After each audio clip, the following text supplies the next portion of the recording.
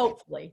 I don't know how much of those they have. Hesse is mostly roots and suffixes, but they have some of those. All right, so our cell structure. We're going to go over the basic structure of the cell, and we're going to describe some of the molecular structure like the phospholipids in the membrane.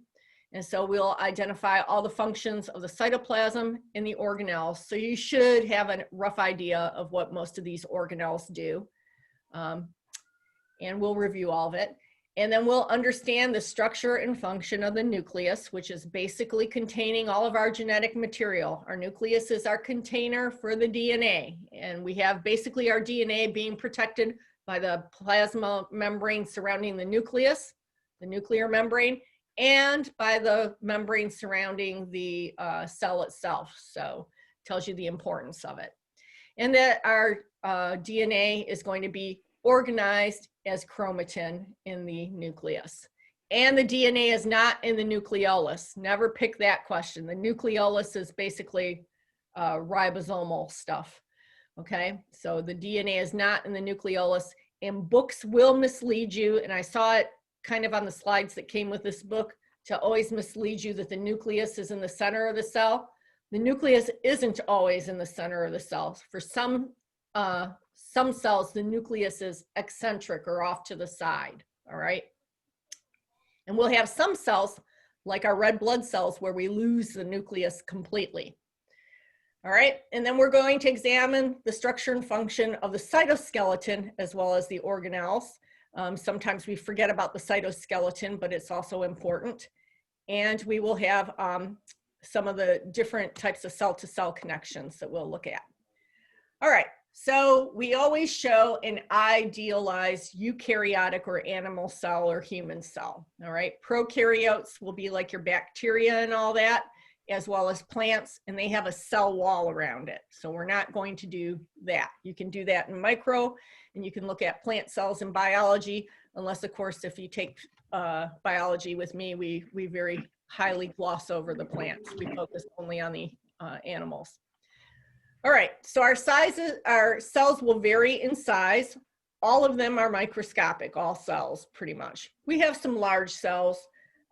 Like a chicken egg is really kind of a cell, but it's also kind of not. It's got some other stuff with it. But for all intents and purposes and what we're going to do in an experiment today, our chicken egg is a model of a cell.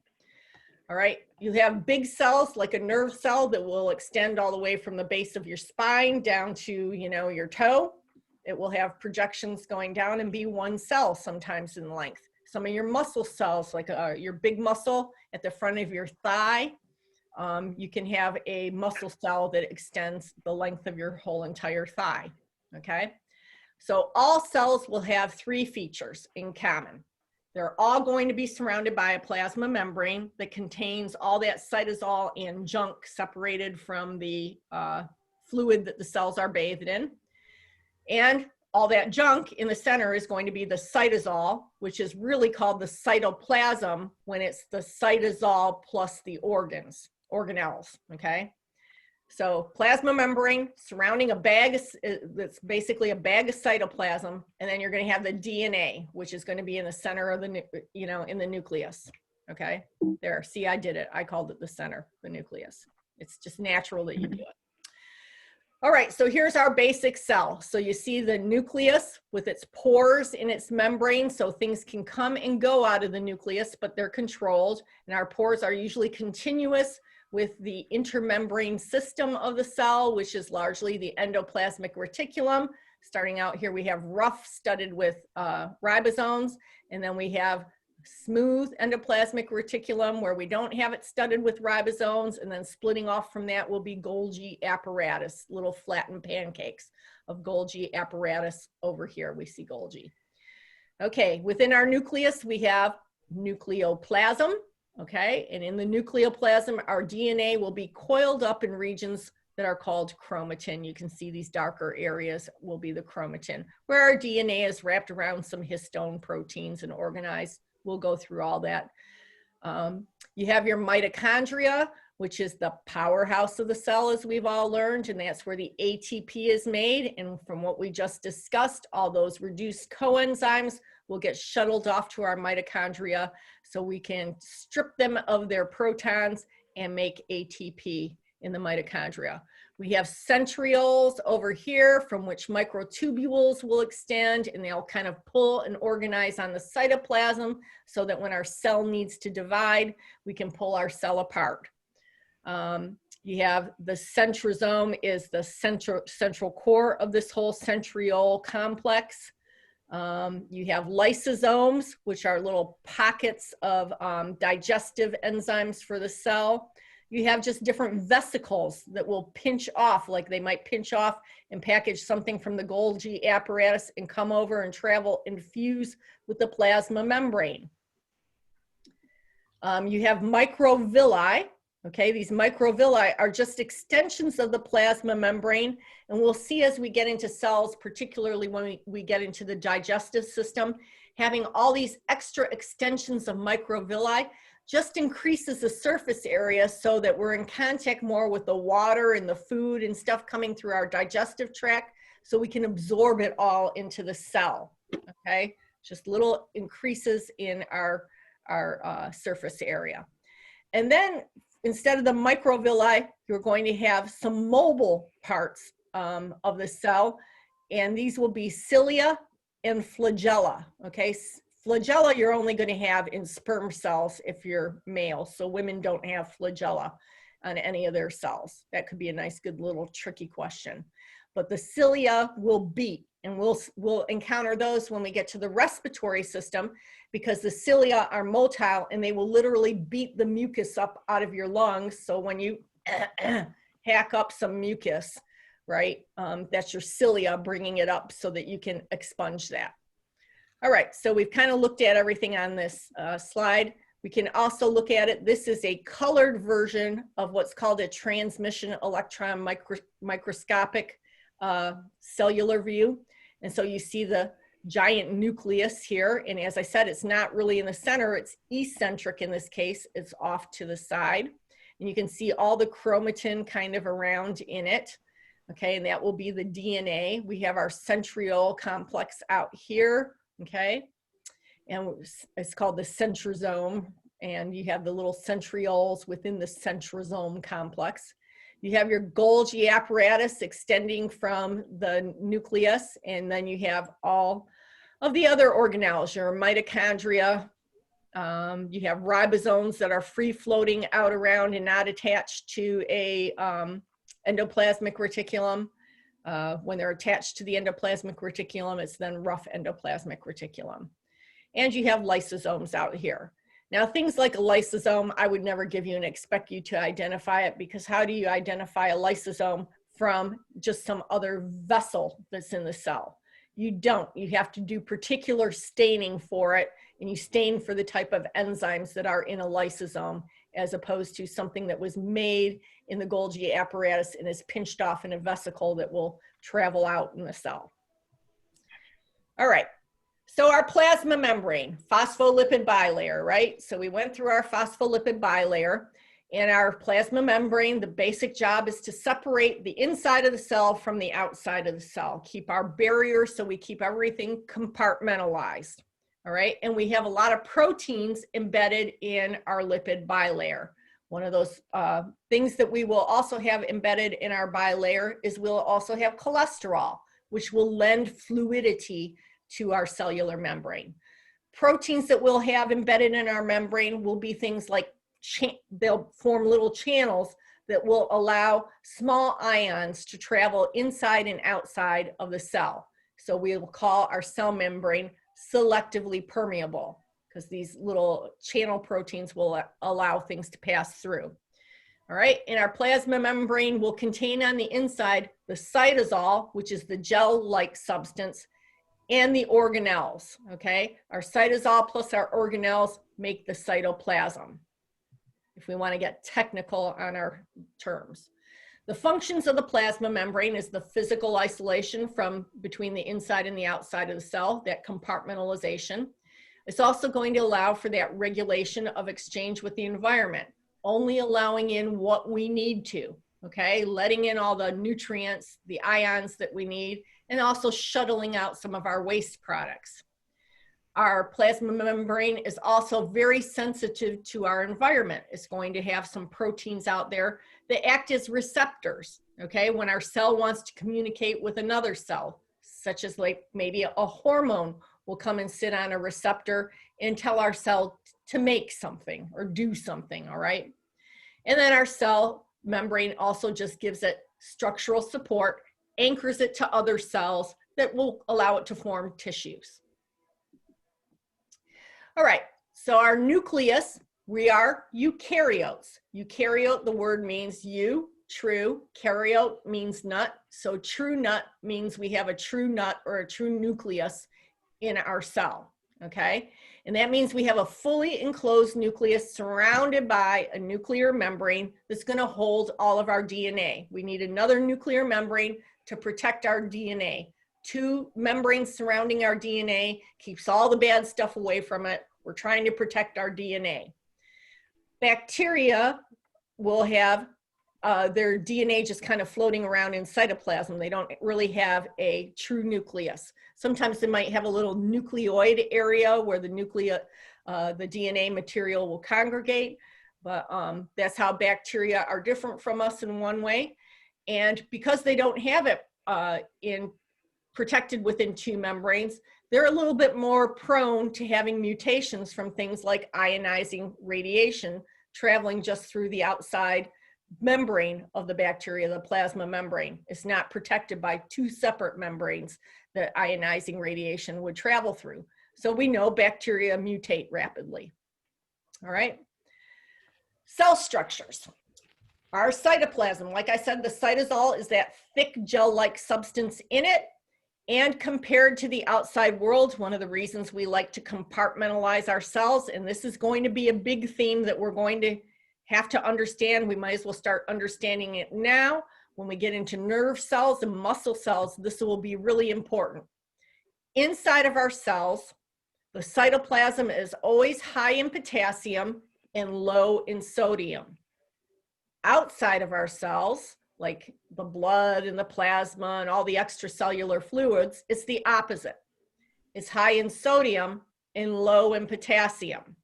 And you'll see that when the cell shifts and allows potassium to run out of the cell and sodium to run inside of the cell, lots of action is going to happen. So let's get it through our heads right now. The inside of our cell is high in potassium and low in sodium, and outside the cell is going to be the opposite, okay? Inside also in our cytosol, we're going to have lots of proteins along in those gels, some carbohydrates to give it some energy, some amino acids, all the things we need for the cell to make and kind of do all the things that it needs to put together. It needs to pick up all those amino acids and attach them to transfer RNA and then knit them together to make proteins inside of the cell. And then suspended in this cytosol, we're going to have all of our organelles. Okay, so our organelles will be all those things like our ribosomes, our endoplasmic reticulum, and our Golgi apparatus, etc., which we'll go through ad nauseum. So this picture here of the cytoplasm just kind of is to remind you that our cytoplasm isn't just, you know, watery nothingness. It's full of all kinds of junk in here that's colored. And that's all you need to get from this sign. It's full of microfilaments, transfer RNA, proteins, you know, sugars, all kinds of stuff. All right. Our cell membranes, we're going to have various membranes. So we have membranes around the outside of our cell. We have a membrane around our nucleus. And a lot of our organelles are going to have their own membranes surrounding them too. Some of them won't. And these organelle membranes, our nuclear membrane and our outer membrane, they're all going to be phospholipid bilayers. So the whole job of that phospholipid bilayer, again, is we'll have different stuff on each side of the membrane. We're compartmentalizing. We talk about the fluid mosaic model of our plasma membranes, and this is that phospholipid bilayer, and it gives fluidity like the cholesterol comes in and it's a big globular molecule, and it kind of breaks up the monotony of those little phospholipid heads and tails. And that helps make the whole membrane a little bit more fluid instead of just stiff.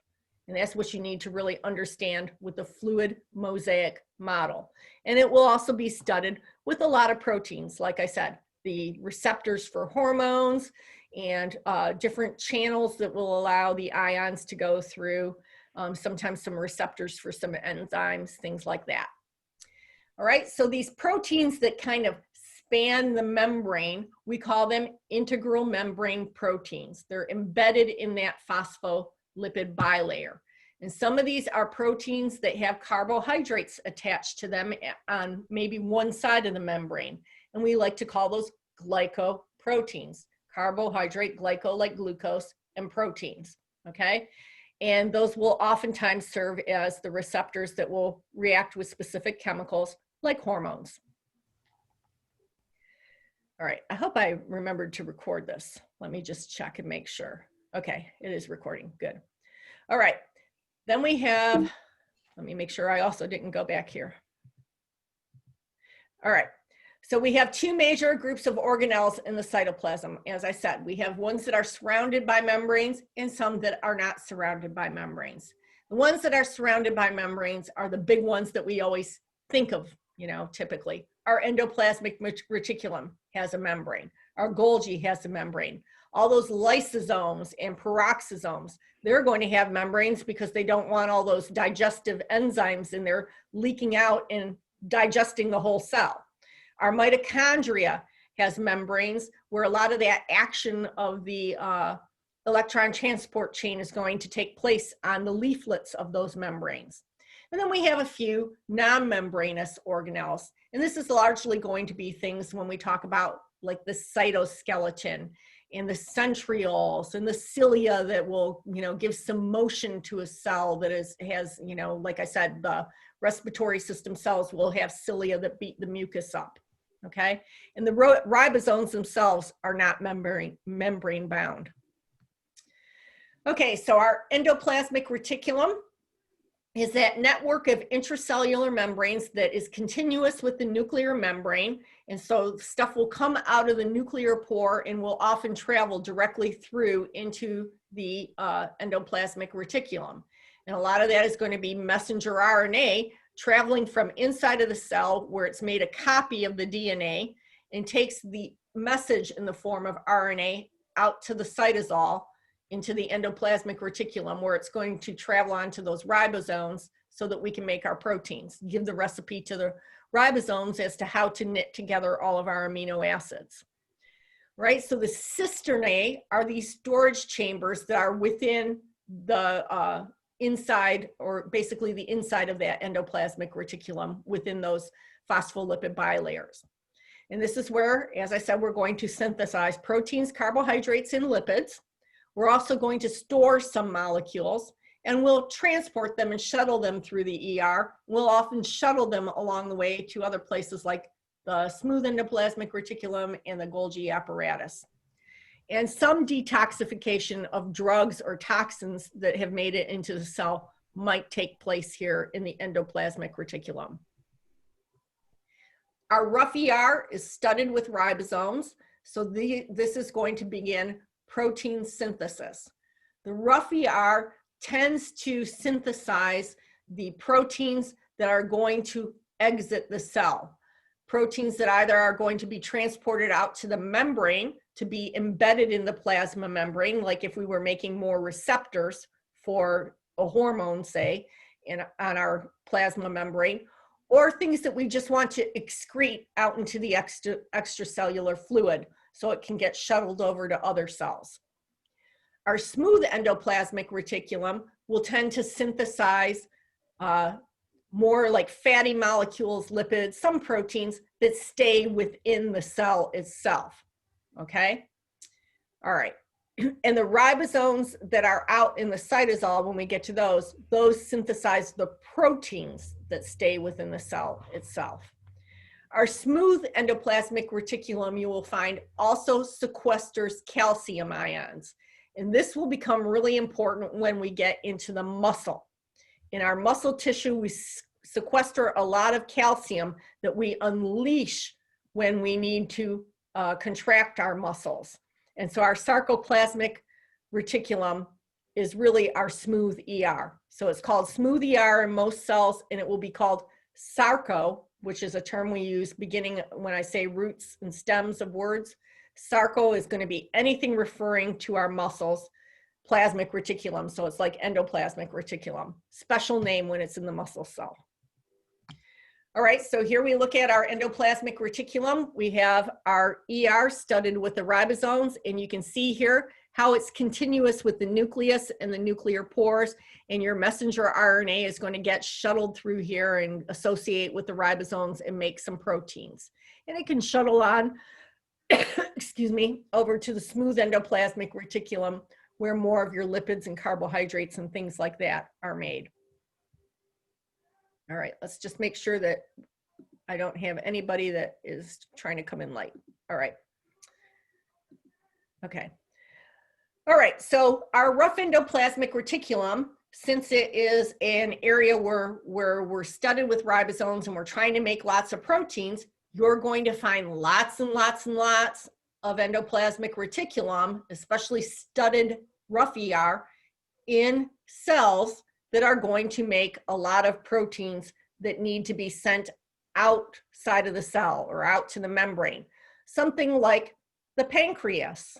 The pancreas is going to make and package digestive enzymes that we need to export out into the lumen of our digestive tract, you know, out into our intestines and that. And we need all those enzymes to dissolve all of our food and speed along some of our reactions. So you're going to find extensive rough ER inside of pancreatic cells. All right, and this will be a theme that you will find. We'll find specific types of cells in specific areas, and you can almost predict what kind. All right, so our smooth endoplasmic reticulum, like I said, is where we're going to be making more of our fats, fatty acids, lipids, and carbohydrates. And so these are substances that we think of like steroids or steroid hormones or glycerides. So you'll find lots of smooth ER in the liver, okay, where we're making all of those fatty liver substances, or glycogen, which we store in muscle cells and in liver cells. In a lot of our reproductive system, you'll find a lot of smooth ER because we're making our sex steroid hormones, okay? And in our muscle cells, of course, in particular, the sequestration of calcium is important. And here our endoplasmic reticulum will be called sarcoplasmic reticulum. All right, so our ribosomes that are just free floating in the cytoplasm, or our ribosomes that are studded on our rough ER, are going to be made basically out of ribosomal RNA, rRNA. Okay, these are the sites of protein synthesis. So our free ribosomes scattered in the cytoplasm particularly make proteins that will be used by the cell, so they stay within the cell. Our rough endoplasmic reticulum ribosomes, it travels through that to get packaged. It gets shuttled from our rough ER over to our Golgi apparatus, and our Golgi packages it so that it can either be secreted all the way outside of the cell or maybe just secreted to the membrane, okay, to the plasma membrane. And here's what our ribosomes look like. You have a small subunit and a large subunit, okay? And we're going to have our mRNA kind of slides in between the two subunits where it's going to get translated into protein, okay? That's where it's going to meet up with transfer RNA, and the transfer in our RNA is going to bring together all those amino acids that will get knitted to form a peptide or a polypeptide or a protein. And you should understand that a peptide is basically the smaller form chain that gets bigger as a polypeptide, that gets bigger to become a protein. And the boundary of calling something a peptide, a polypeptide, or a protein is a little bit nebulous. So don't worry about it. You can call it any of the three, and it's fine with me. Okay, so within our cell, we also have our Golgi apparatus, another series of flattened pancakes that extends out from the rough ER and smooth ER. And the function here is to continue packaging what was ever made in the rough ER, okay? And these hormones and enzymes will get packaged in the Golgi apparatus. It enters one face of the Golgi and exit out the other face of it that goes toward the plasma membrane, and just kind of shuttles it out in little vesicles. And you'll find little vesicles floating around underneath the plasma membrane that are getting ready to go over, infuse with the plasma membrane so they can dump out their substances outside of the cell. So here we see our Golgi apparatus, all these, and you see things will enter from this face over here, entering from our rough ER, and get packaged through here, and then you'll find little secretory vesicles being released like this from the Golgi apparatus, and they'll come and they'll eventually fuse over with the plasma membrane. You'll also have lysosomes, little vesicles floating around in the cell, and these contain enzymes within them, digestive enzymes. And they can do things like, they're the enzymes that might destroy our bacteria. They might have things like catalase, if you've ever taken the microbiology lab yet. So catalase basically works with hydrogen peroxide, and we can also have a lot of other enzymes that will detoxify other chemicals that are disastrous to the cell. Okay, so lysosomes need to be membrane bound so that they can, the digestive enzymes aren't leaking out into our cytosol and actually dissolving our cell. Our primary lysosomes contain the proenzymes, and our secondary lysosomes are containing the active enzymes when they fuse with something like a damaged organelle or an organelle that's entrapped, a vesicle that's entrapped a bacterium. Okay, so you see here, you have your primary vesicle, and it envelops something like a bacterium, and it seals off around it, and then it merges with this lysosome right here, the vesicle does, and the lysosome will then deposit its, digest everything, and what you have left is a residual body, which is just like everything after it's been all digested. Proteasomes will break down abnormal or misfolded proteins. So sometimes our cell screws up and doesn't quite knit together the right sequence of amino acids or doesn't fold it correctly. And so we have a way of fixing that before any of these bad proteins go to where they will cause us problems.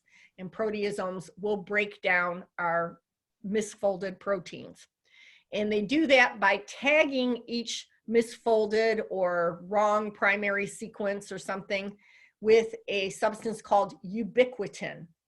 Ubiquitin, the word ubiquitous means everywhere. Like the idea of God is ubiquitous. He's omnipresent. He's everywhere, right? So ubiquitous means something is everywhere. Right now, it seems like Donald Trump is everywhere. He's ubiquitous, right? Every time I turn on my TV, I want to scream because I am so sick of watching all that crap. And, but you know, he's always there. Am I not alone? Are you all getting sick of politics by about now? Yeah. They're not going, it's not going anywhere. Yeah, I know. It's just like for the next 50, whatever it is, 53 days or something we have left, it's like total Netflix time, isn't it? You just want to avoid hearing about it anymore. I don't think anybody, I don't think anybody's mind is going to be changed about who they're going to vote for at this point. And I think you all probably can guess who I'm not going to vote for. But I'm in healthcare. I care tremendously about the public being lied to about what to do about healthcare. So amongst the many other issues that I have, but you can feel however you want. As I always say, I do not punish anybody for their political beliefs. We all have them. All right, anyway, sidetrack. So ubiquitin enters our proteasome and tags our protein and basically marks it for destruction, okay? So here's our misfolded protein, and you have this, you know, don't even pay attention to all this antechamber stuff and all that. Just know that you have all these misfolded proteins that ubiquitin will market for destruction in a proteasome. Okay, and that's how we know that it's a bad protein as opposed to something that we want to save. We have peroxisomes, okay, and our peroxisomes are seen more often in kidney and liver cells, and these will detoxify other harmful substances. So kidney and liver cells is where it's where our drugs, when we take a drug, will pass, we call it first pass metabolism. Where does it go to after you ingest it? Usually it either goes to the liver first or the kidney first, depending on which type of drug, and it gets changed by our liver or kidney. Sometimes it gets changed to an active form. Sometimes it gets changed to a form that we get rid of, you know, because the action happened already on its travels over to the liver. All right, so peroxisomes will detoxify particularly a lot of drugs or other harmful substances that we ingest. Mitochondria, powerhouse of the cell. Okay, so we have all of our leaflets in the mitochondria and all of our coenzymes that we made in that Krebs cycle, tricarboxylic acid cycle, citric acid cycle, whatever you want to call it. The NAD and the NADH that get reduced to NADH and FADH2, all those hydrogens or protons that were added on there will get stripped off in the mitochondria, and the electrons will pass down a series of other coenzymes like coenzyme Q, and we will basically manufacture ATP. And that's all you really need to know for this class. You're not going to need to know the in-depth level of how all that happens. So all of our coenzymes, we recover the electrons and use them to make ATP. Interesting thing about mitochondria is they have their own DNA that is separate from the DNA that's in your nucleus. And we think this happened in evolution by one cell basically engulfing another sort of bacteria with its like free-floating nucleosome of DNA. And it lived well inside of it, supplying energy needs to the rest of the larger cell. So this is how we developed mitochondria, making us a multi-organelle, higher level structure, is basically by engulfing a bacteria that we keep with us. When an egg and a sperm get fertilized, the sperm basically loses all of its other organelles, and it becomes just like a little flagella with a capsule with all the DNA material contained in it. It just has one mission in life, is to make it to that egg, so it loses all of its other functions. The egg is sitting there trying to house all of its DNA material, and it needs all the energy and supplies to get a developing fetus starting. So that egg sitting there has that mitochondria in it. So one way that we can track maternity and how you're related is every child, boy or girl, inherits its mitochondria from its mother because it comes from the egg. You don't have it from your father. Okay, so that's one form of female to female inheritance. All my cells have the DNA in the mitochondria inherited from my mother, that she got from her grandmother, that was from the great grandmother, and so forth. And I can trace it all the way back maternal lineage to Elizabeth Tilley, who came over on the Mayflower, believe it or not. I actually wrote a paper about that.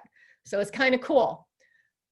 Whereas, you know, typically what we trace is our father's DNA for determining paternity, okay? And that's because we can determine paternity from the Y chromosome specific DNA. And we'll get to more of that when we get to genetics. But it's nice to know that mitochondria has its own DNA. Charity, were you going to ask a question? No. Oh, okay, because your little box lit up here for a second. Oh, did it? I hit mute. That might be why. There you go. Oh, you're muting me? I just didn't want you to get background noise. Okay, I'm just teasing. All right, so our mitochondria also has those inner leaflet folds of its cell membrane, and these are called cristae in the mitochondria, not to be confused with cisternae in the endoplasmic reticulum, which are the spaces between it. Okay, our mitochondria has those inner folds, and it has its own basic sort of cytoplasm, which is called the mitochondrial matrix. Okay, and in here we have all these enzyme complexes sort of hooked into the cristae, or sometimes, depending on which complex we're talking about, also in some of the matrix. And this is where that oxidative phosphorylation of the electron transport chain is going to take place, where we take all those coenzymes from NADH and FADH2, we strip off and make those back into NAD plus and FAD plus, and we use all the protons and electrons there to turn our ADP that we had used up back into ATP. All right, so here's your mitochondria, and here's the cristae folds in it, and there's matrix that's going around in between here, which is kind of like a cytoplasm, and you're going to have a whole series of enzymes and that on there that are going to react on the electron transport chain. All right, our nucleus. This is the largest structure in the cell. Sometimes it's central, sometimes it's off to the side, in which case it's called an eccentric nucleus or eccentric nucleus. And it contains our DNA. And like I said, we want to protect our DNA, so we keep it in the membrane around the nucleus, and we have the plasma membrane surrounding the whole cell, so we have two membranes protecting our DNA. Most cells will have one nucleus only, but a couple of our cells have more than that. We'll see our skeletal muscle cells, which can be very long, like the one cell covering the whole length of your thigh, and so that will have several nuclei in it. Then we'll have other cells, like a mature red blood cell, which starts out with a nucleus when it's released from the bone marrow, but then we get rid of the nucleus, okay? So red blood cells only have a short life, and they can't make any new products, and then they die, and we have to keep making new red blood cells from our bone marrow. All right, our nuclear envelope is the membrane around the nucleus, and it connects to the rough endoplasmic reticulum, and it has those nuclear pores in it that will communicate both with the cytoplasm and the endoplasmic reticulum itself. And those pores are where the mRNA will travel in and out, along with a bunch of small molecules and ions that the nucleus might need. The nucleoli is where the ribosomal RNA is synthesized and assembled into its subunits, okay? So think of nucleoli as ribosomal biogenesis. It's not where the DNA is located. The DNA is wound up on histones and becomes like a whole series of what we call chromatin. So the chromatin will be really strung out and kind of loose looking when we're not actively replicating. But when we go into our replication stages, you will see that our DNA will condense up, and that's when we look at it and look at our chromosomes, okay? The nucleoplasm is kind of like the cytoplasm of the nucleus, and it contains all the enzymes, some nucleotides, ions, all the stuff that the nucleus needs to do its business. Okay, so I talked about the nucleosome a little bit in the structure of chromatin. So this is going to be our basic structural unit of how the DNA is packaged into the nucleus in our eukaryotes, because we need our DNA, if we just stretched out, would be really long. We need to wrap it up tightly and condense it. And so we wrap it around these histone proteins, and it looks like your, thread on a spool is how we always see it. And so the nucleosome becomes the fundamental unit of our chromatin. So let's look at what all that means in a minute. Our chromatin is going to be these threads or granules, okay? That's the complex of the DNA that's packaged in this nucleosome form. And when they condense up, we call them chromosomes, and that's when the cell is in its early stage of cell division. So the DNA is replicated when we're looking at the chromosomes. All right, so this explains it a little bit further for us. So we have our DNA down here as our double helix. okay? And then we take it at another level and we wrap it around these histone proteins, okay, to condense it some more. So it looks like little beads on a string, all right? And we wrap it and wrap it and wrap it and condense it some more so that we get these supercoiled regions right here. And then when it's replicated, we have visible chromosomes, okay? And these will be our sister chromatids, okay, where it's replicated. And that's when we have it prepared for cell division. When it's not replicated, it's loose and thready like this in a non-dividing cell, okay? So it supercoils, condenses, and replicates for a dividing cell up here, but in the middle here is what it typically looks like, where it's not all supercoiled, so it's much more thready. And then you see that thready looking substance out in the nucleoplasm, and that's chromatin. All right, here's our nuclear structure, that we have a double membrane around it. We have the nuclear pores, and you can see in here that you have the nucleoplasm and you have the cytoplasm on the outside. You can kind of see there's some thready substances in here. There's probably some chromatin, okay, around the edges, not in the nucleolus. The nucleolus is for ribosomal biosynthesis. And if we want to take a closer look up at our nuclear pore, you can see you have a pore that's going to let small ions or small molecules get through from the cytoplasm down here into the nuclear plasm. They call this area on the nuclear side the nuclear basket. You don't really need to know it at this level of detail, but if you're interested and you want to look at it up close, you have that. Okay, so other than all these membrane-bound organelles like our endoplasmic reticulum, our lysosomes, our proteasomes, our Golgi apparatus, we also have some non-membrane-bound organelles out in our cytoplasm. And this is our sort of cytoskeleton or supporting framework. And so it's going to be a lot of fibers that run through all this jelly-like substance that's going to give the cell some structure. They can also participate in moving parts around the cell, okay? All right, so our cytoskeleton will have some intermediate filaments, okay? And you can see how they're kind of helping give some support structure. It's almost like architecture to the cell. We're going to have other like microfilaments running through. You're going to have microtubules that we'll see will pull some substances through, especially when we get into our nerves and our muscle cells. A lot of substances will run the length of those long cells down microtubules as a scaffold. And you know, you can see how all our organelles are suspended in this mix of all these structural components that kind of hold them in place. So our microfilaments are thin filaments that are composed of the protein actin, which we will find has really lots of purpose when we get into our muscle cells. And our actin can produce movement when it interacts with thick filaments that are called myosin, okay? We have intermediate filaments, and these are insoluble, and they are the ones that help maintain the shape of the cell. And you see, if we go back here, they kind of act as the scaffolding holding up the membranes. Then those microtubules, like I said, are tubules, and they tend to be like a little escalator or that moves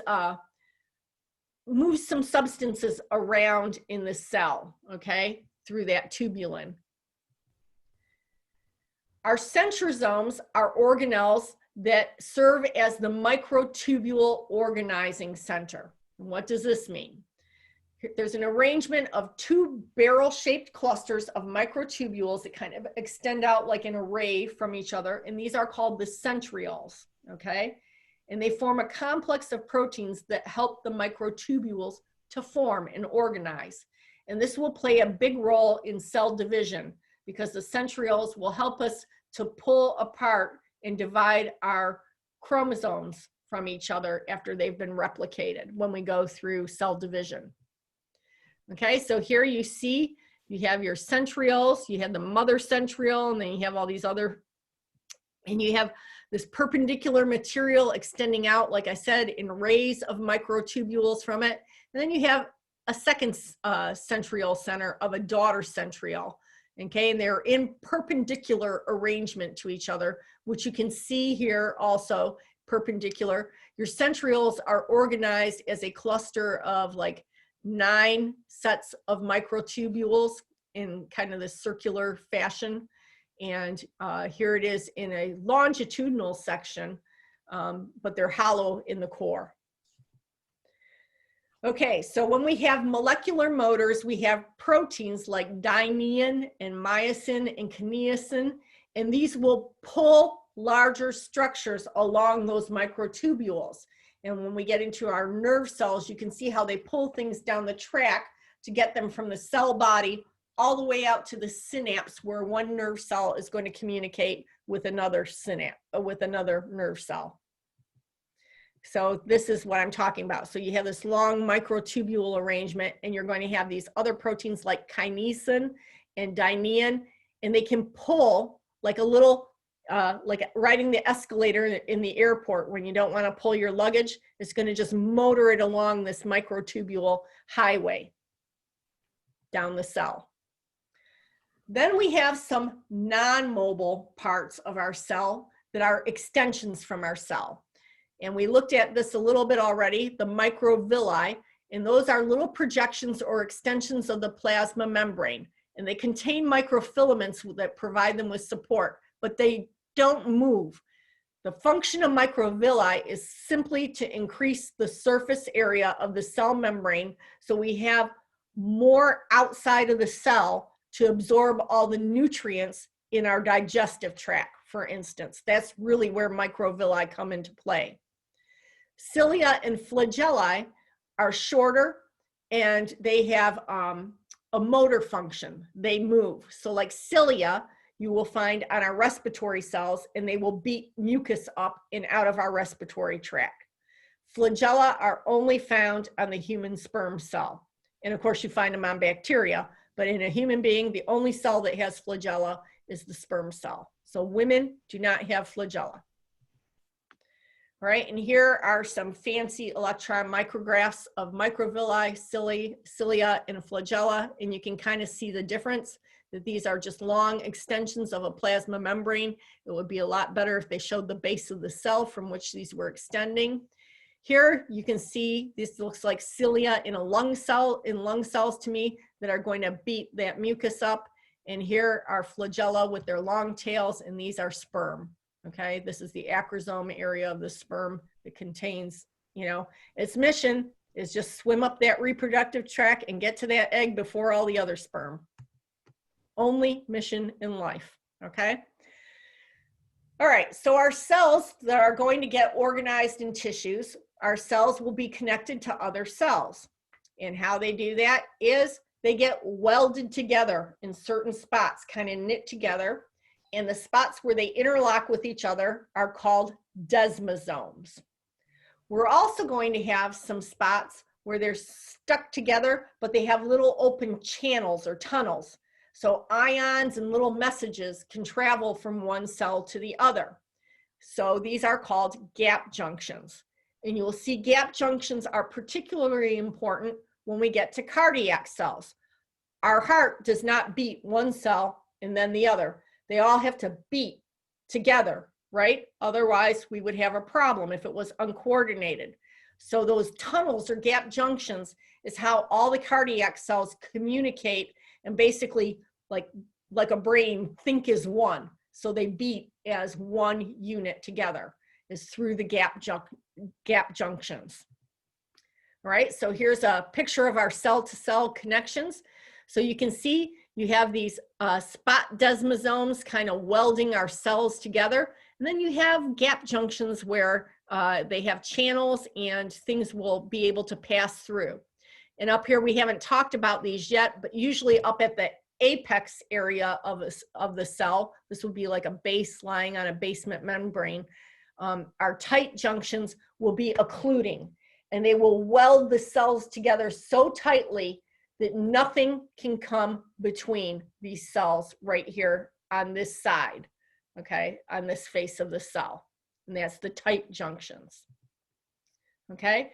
And here's the slide for tight junctions that tells you they're collars joining the apex of the cell, and they don't allow any materials to get through the cracks between the cells. So let's go over some review questions, and then we'll let's first ask if you have questions about this, anything we need to go back on. Sorry. Okay, I'll go on to questions for you guys then. Okay, so which of the following is not a function of the plasma membrane?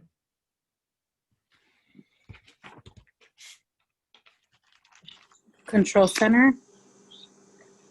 Exactly, it is not the control center of the cell. That would be the nucleus, right? Okay. Which organelle processes and packages material that's going to be secreted by the cell? The Golgi apparatus. The Golgi apparatus. And as one student reminded me, she thinks of the Golgi apparatus as the gift wrapping center. They both begin with G. Okay? All right. Projections from the cell that move materials and mucus. So what beats the mucus? Cilia. The cilia. Okay? Cilia will also beat the sperm, out of the male reproductive organs and up the reproductive tract, right? Okay. Cell membranes are said to be what? Because they allow some substances to pass, but not other substances. D. Selectively permeable. Exactly. Very good. Selectively permeable. Okay, which component of a cell membrane is primarily responsible for the membrane's ability to form a physical barrier between the internal and the external environment of the cell? Phospholipid bilayer. You got that one. All right. Cell extension contains microfilaments and functions to increase the surface area. A. The microvilli. Yeah, Yep. macrophylla. Yeah. You'll see those all throughout the digestive tract. Where is DNA found in the cell? Nucleus. Nucleus. Nucleus. Nucleus, not the nucleolus, right? Okay. You want to pick nucleolus, but you resisted. Thank God. Mhm. All right.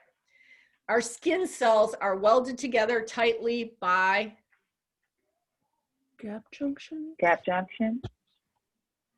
okay, so when you see the word weld with cells, it's going to be the desmosomes that stick things together. Oh, good. Gap junctions stick them together, but also allow them to communicate with each other.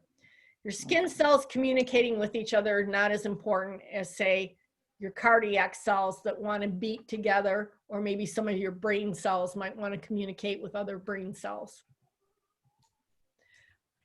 All right, a type of intercellular junction that stops materials from crossing between the cells is called which type?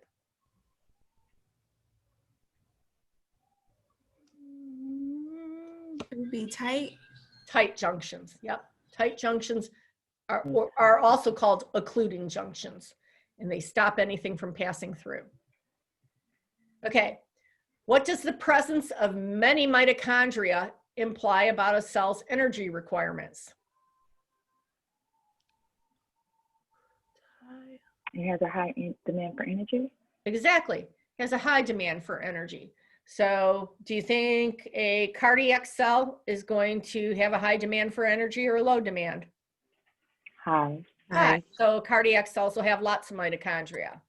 Whereas maybe something like, something in maybe like a reproductive organ, cells in the prostate gland probably don't have a whole lot of mitochondria. Okay. Certain cells in the ovaries and testes contain large amounts of smooth endoplasmic reticulum. Why?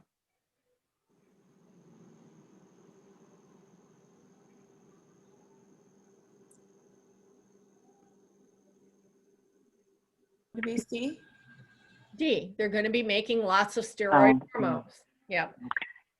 Not so much storing them. We store things, we're talking about producing them. Okay. Producing them. All right. Good job. So we went through that quick. So shall we do the lab first to do something a little different and go through it? Sure. Okay. So let's try the lab. All right. Let me get, I tried to organize all this on my desktop so I can get into it quickly. Lab number 3. All right. So let's look at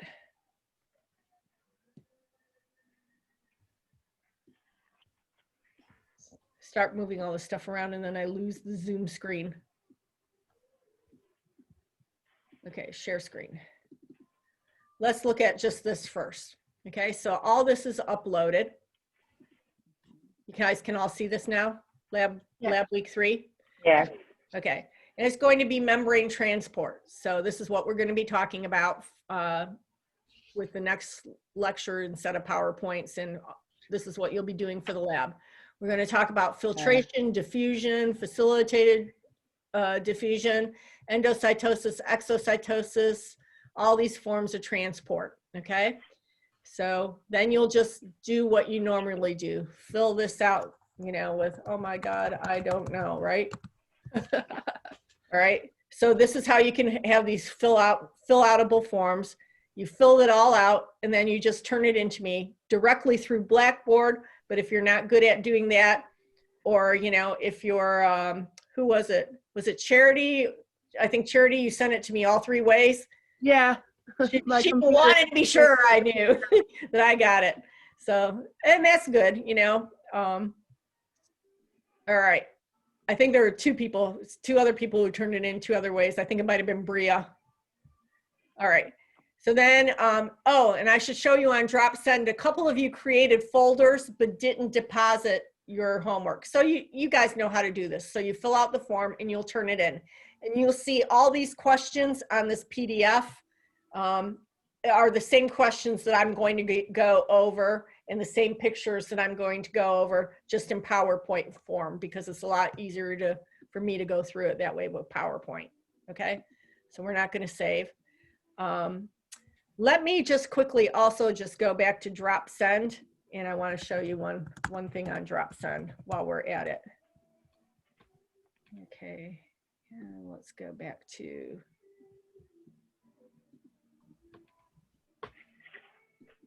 I have lost the whole ability to find where the sharing screen is. There it is. Whew.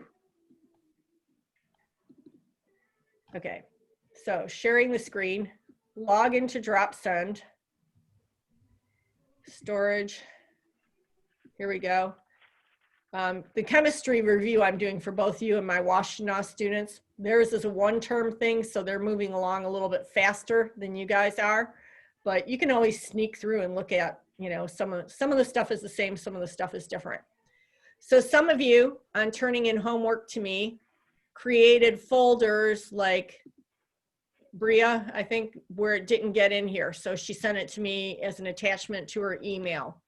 But what you would do is go, if you created a folder, is go into your folder, okay? And if you wanted to upload it, you'd go to click the upload, and then I'd select a file right here, and I'd say if I wanted to fill out my student interaction form, whatever it was I was uploading, I'm just picking something randomly, and I could load it into the online storage that way, okay, selecting my file.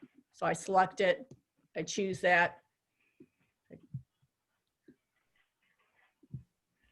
Sorry, I'm lost in the pages here. I pick choose. You know, and that comes over and it loads up, okay? And once it's loaded in this area and I click OK, it'll load up. It says my file was loaded. So I could go back here in the Bria folder and I look and I see that it's there, okay? If I want to delete it, I made a mistake, I click on it and I just say remove, all right? So one of the things is, a lot of you gave me your phone numbers and I made that student the form for you guys for the class list. So if there are others of you that don't have your phone numbers or anything and you want it to get out to the class, go in here, go to the class list. We would open it up.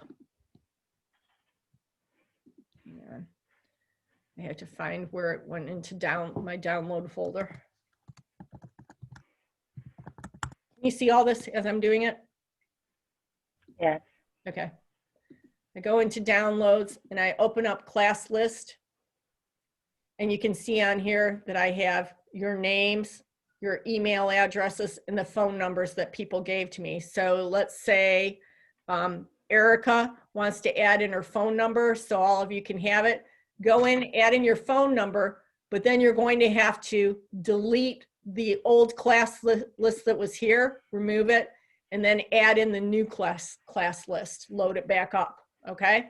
So that everybody has it, and that way you guys can all find it. I think I posted the class list on Blackboard as well, but I'm not sure. Yeah. All right. There. That way you guys can share your phone numbers and you guys can update it, and I don't have to be updating it every time every single one of you wants to figure it out that your phone number's not on there. You guys can do it yourselves. All right. So now we're going to move on to our lab itself. So we'll talk a little bit about diffusion and osmosis here first, which we'll also talk about some more later. We're going to get prepared for lab. All right. So diffusion and osmosis, you guys kind of know this stuff already, so we're going to go through it quickly and review it. So diffusing substances. When you have a freely permeable membrane, okay, everything can get through, right? So we have a bunch of molecules on one side of our membrane. Some are blue and some are red. And they can all pass through. So they all make it to the other side. When we have a semi-permeable membrane that's selective for allowing the red ones through, but restricts our blue ones to not get through. It might be by size. It might be by charge. There are various ways that our membranes can become selectively permeable, but it lets some things through and not others. And then we have impermeable membranes that let nothing through. Well, that's really not useful for our cell. So our cell is going to be semi-permeable. It's going to let some things through and restrict the passage of others. It doesn't want to be freely permeable to everything. You know, it's not promiscuous. But it's also not impenetrable because that wouldn't help us either. All right, so diffusion. Diffusion is a form of passive transport, and that simply means that it doesn't require energy. And when things diffuse, they move down a concentration gradient. And normally if I were in lab and we were going over this, what I would do is I would say, maybe I have Decembra up at the front of the class, and I have Alyssa at the back of the class, all right? And I would spray perfume at the front of the class, and perfume is going to diffuse. And so Decembra at the beginning, at the front, sitting up front, is going to smell that perfume right away. But eventually Alyssa at the back of the lab would also smell it as all those perfume particles diffuse across the room. So the idea of diffusion is that when you're basically unleashing a substance into a space, it's going to move down its concentration gradient where it's high, right where I sprayed it, to all the spots where it's low. And it's trying to equilibrate within like that whole room. If I open the door to the outside of the room, it would even diffuse outside of the room, right? Okay, so it will diffuse and make itself as spaced out as possible. And this is the concept of entropy. And we're not going to go too deep into entropy and the laws of thermodynamics, but entropy is just that the universe tends to maximize itself toward chaos, okay? You eat your food, it's very organized, but it will end up kind of entropic. It will come out as waste products, ultimate entropy, right? Okay. Passive diffusion doesn't require energy, and it moves toward entropy, greater space between all the molecules, all right? Now, we can also have a little bit more organized forms of transport, and we can have carriers and vesicles in which we put things. They can either be passive, where it doesn't require any input of energy to move substances, But sometimes we have active transport where we have to use energy input to move substances. And usually that's when we're moving things against a concentration gradient. So we already have a high concentration of substance, but we want to get more into an area. So we have to move it against the gradient the way it normally wants to move down. And that's when we take energy and we're trying to move it against its gradient. We have two special forms of carrier-mediated transport that we're always concerned with: endocytosis and exocytosis. Endo is basically taking something that's in a package and taking it into the cell. Exocytosis is what we do in our Golgi apparatus, where we gift wrap it all up and export it out of the cell, okay? Bringing it in or taking it out in a package. Okay, so diffusion is passive. Like I said, everything moves towards chaos, entropy, or maximum disorder. All of our molecules want to space themselves out as far apart from each other as possible, okay? And when there is no net difference, everything's moved out far apart, the movement ceases to happen. Factors that will influence the ability of a substance to diffuse: the distance the particle has to move. Obviously, if we're talking about diffusion from just me to the front row of students, that's a small distance.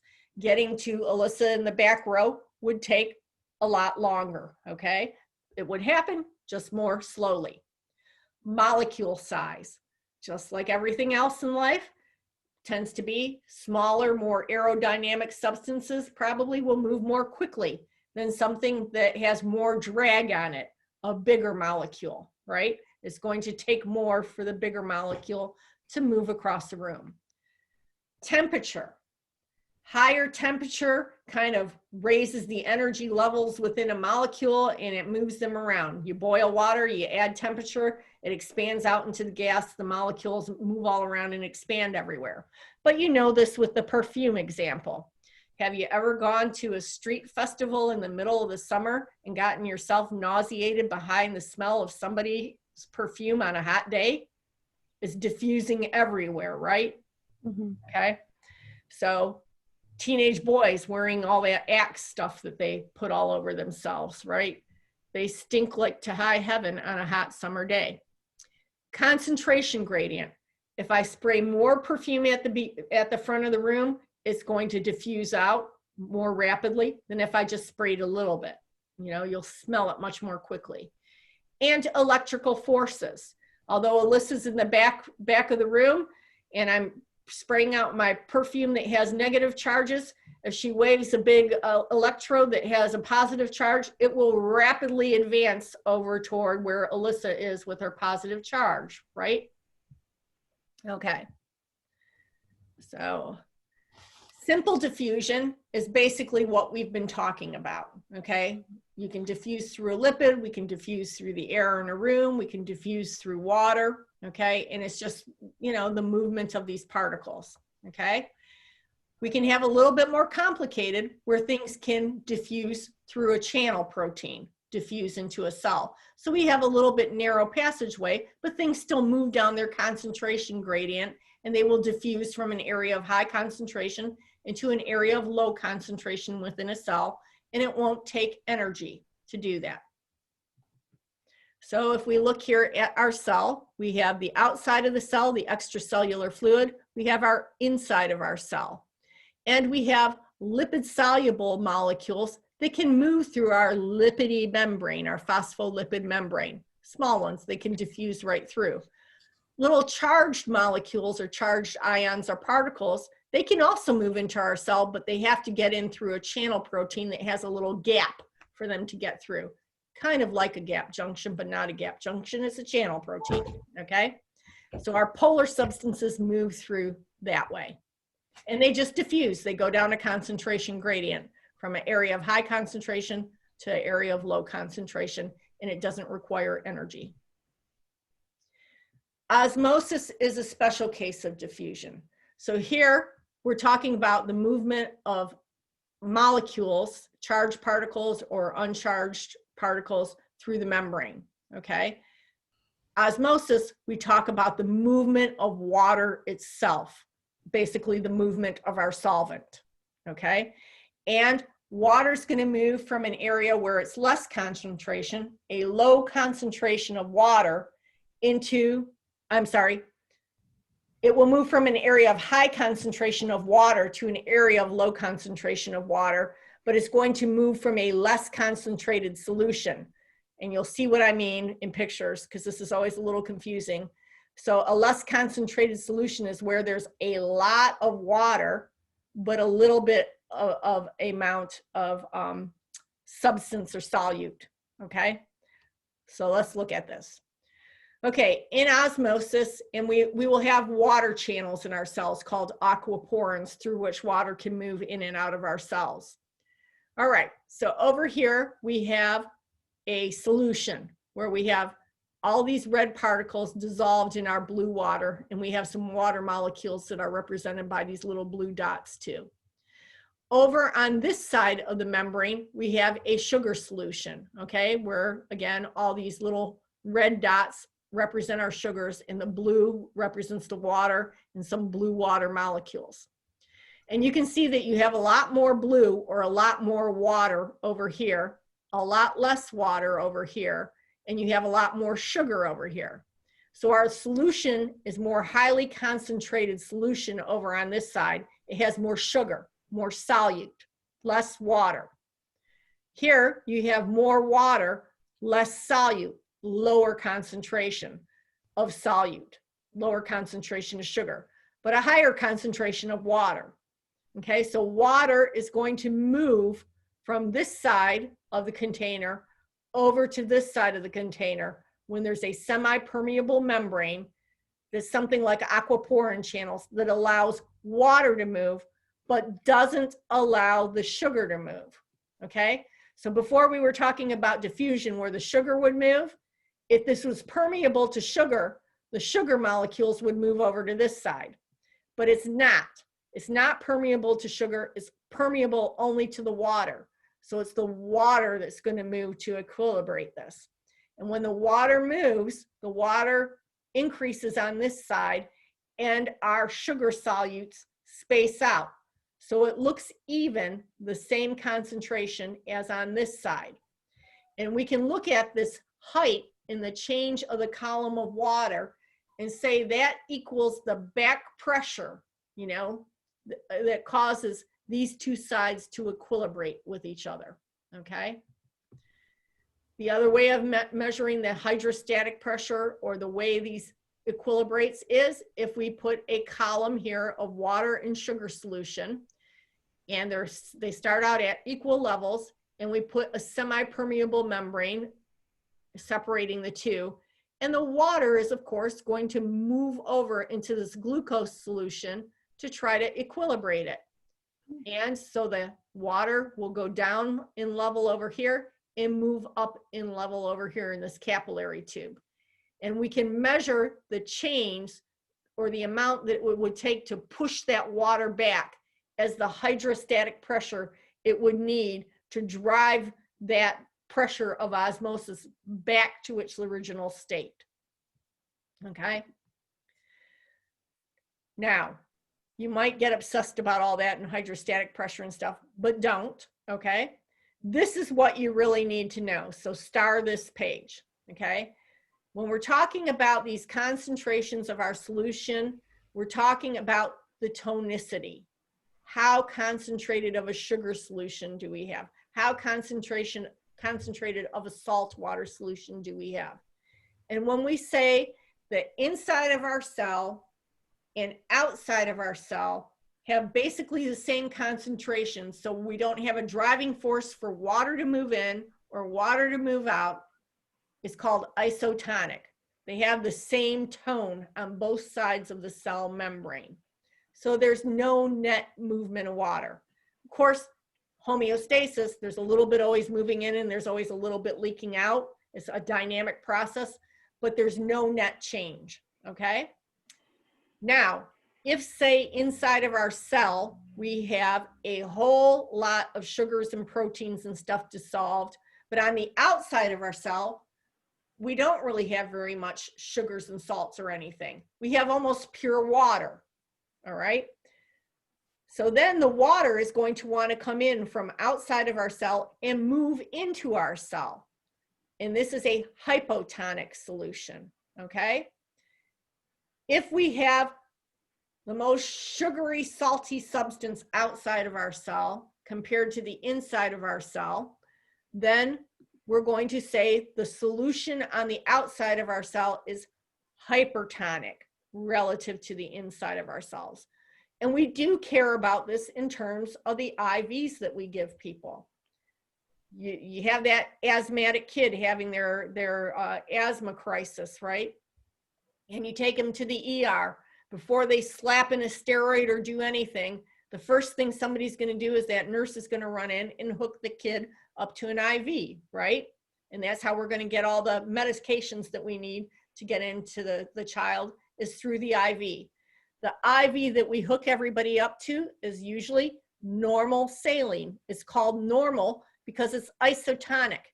It's the same tone as the concentration of salt inside of our bodies, okay? So the IV on the outside is the same as what our blood and body fluids are, which is 0.9% saline, okay? Or about 290 millimolar. You don't need to know that yet either. I'm just being fancy and showing off. All right. So when we place a cell in a hypotonic solution, the solution outside of the cell has a lot of water and very little solute, so the cell will gain water. And the cell will keep taking in water to the point where the cell might even rupture, okay?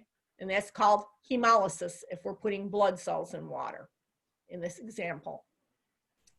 If we place our cell in a solution of like sugar water that is so highly concentrated that it has almost no water in it, then the cell is going to lose water trying to equilibrate with that solution, and it's going to shrivel up, which is called crenation.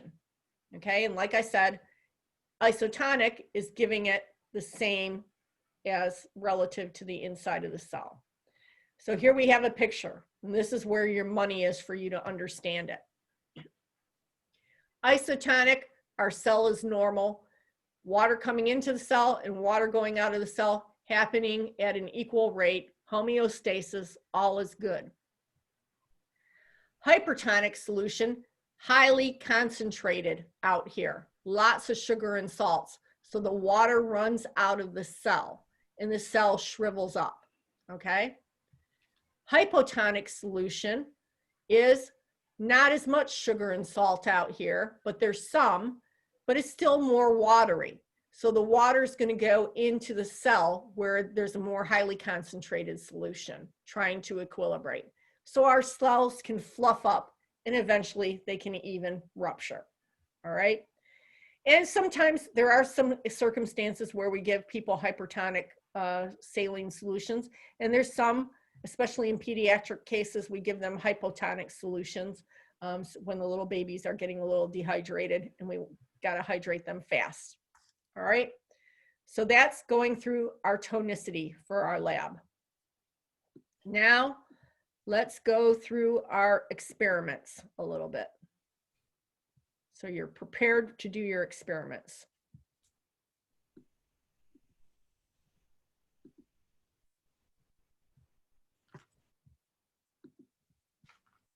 All right, share the screen again.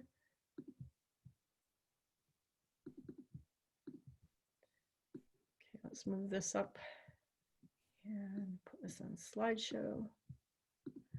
Okay, so like I said, this is all the same stuff that's on the handout, the PDF that we went through that you're going to turn in. And I'm going to tell you some of the answers here, but I'm going to basically tell you how we're doing this and how we would have done this had we done it in class. So our first experiment is basically going to be filtration. And it tells you here that you're going to mix up a spatula with some charcoal and some sulfate crystals. And we also have a starch solution, and we're going to mix it well. And we're going to fold up a piece of filter paper and set it in a funnel over a beaker. And we're going to make some recordings. So this is what we're doing. We've mixed up our solution here. We're running it through a funnel. The funnel has this long column that ends up in a beaker. And we're going to have some filtrate come out here. And then we're going to end up with some residue behind in our filter paper. Okay. And basically the filter paper is going to exclude probably some substances based on size, as filter paper usually does. All right, so here's your substances that you mixed. And then we record the differences here. We recorded the number of drops here. So you'll see the height of the column and blah, blah, blah, blah, blah. And then you have your filtrate collected that looks a lot like that copper sulfate solution. And you have something dark here that looks a lot like charcoal. So you have to tell me what you think happened in this experiment, okay? And here's a little video on hydrostatic pressure. And it's by a physics professor at Princeton. She's really, really good and explains hydrostatic pressure in a really comprehensible way. So listen to it, but don't get bogged down in the details. Don't take notes or anything. Just kind of pay attention and listen to it. And it's more the beginning part of the video. She'll go through a thing with Tom and Giselle that will help you understand how the pressure in a column might be higher than the pressure across like a whole big wide area like a foot. So like a stiletto heel puts higher pressure down on a position or point than a wedge shoe, okay? All right. And then you can apply that to the filter, and then that will help you determine what caused the filtration. Might it be the hydrostatic pressure in that column when you put more drops in as opposed to when you put fewer drops, right? Okay, and so you'll decide on those things. And why do we care about all this filtration, right? Why are we doing this chemistry experiment? Because you filter things throughout your body. And this will be really important next semester. So we're getting prepped for all that.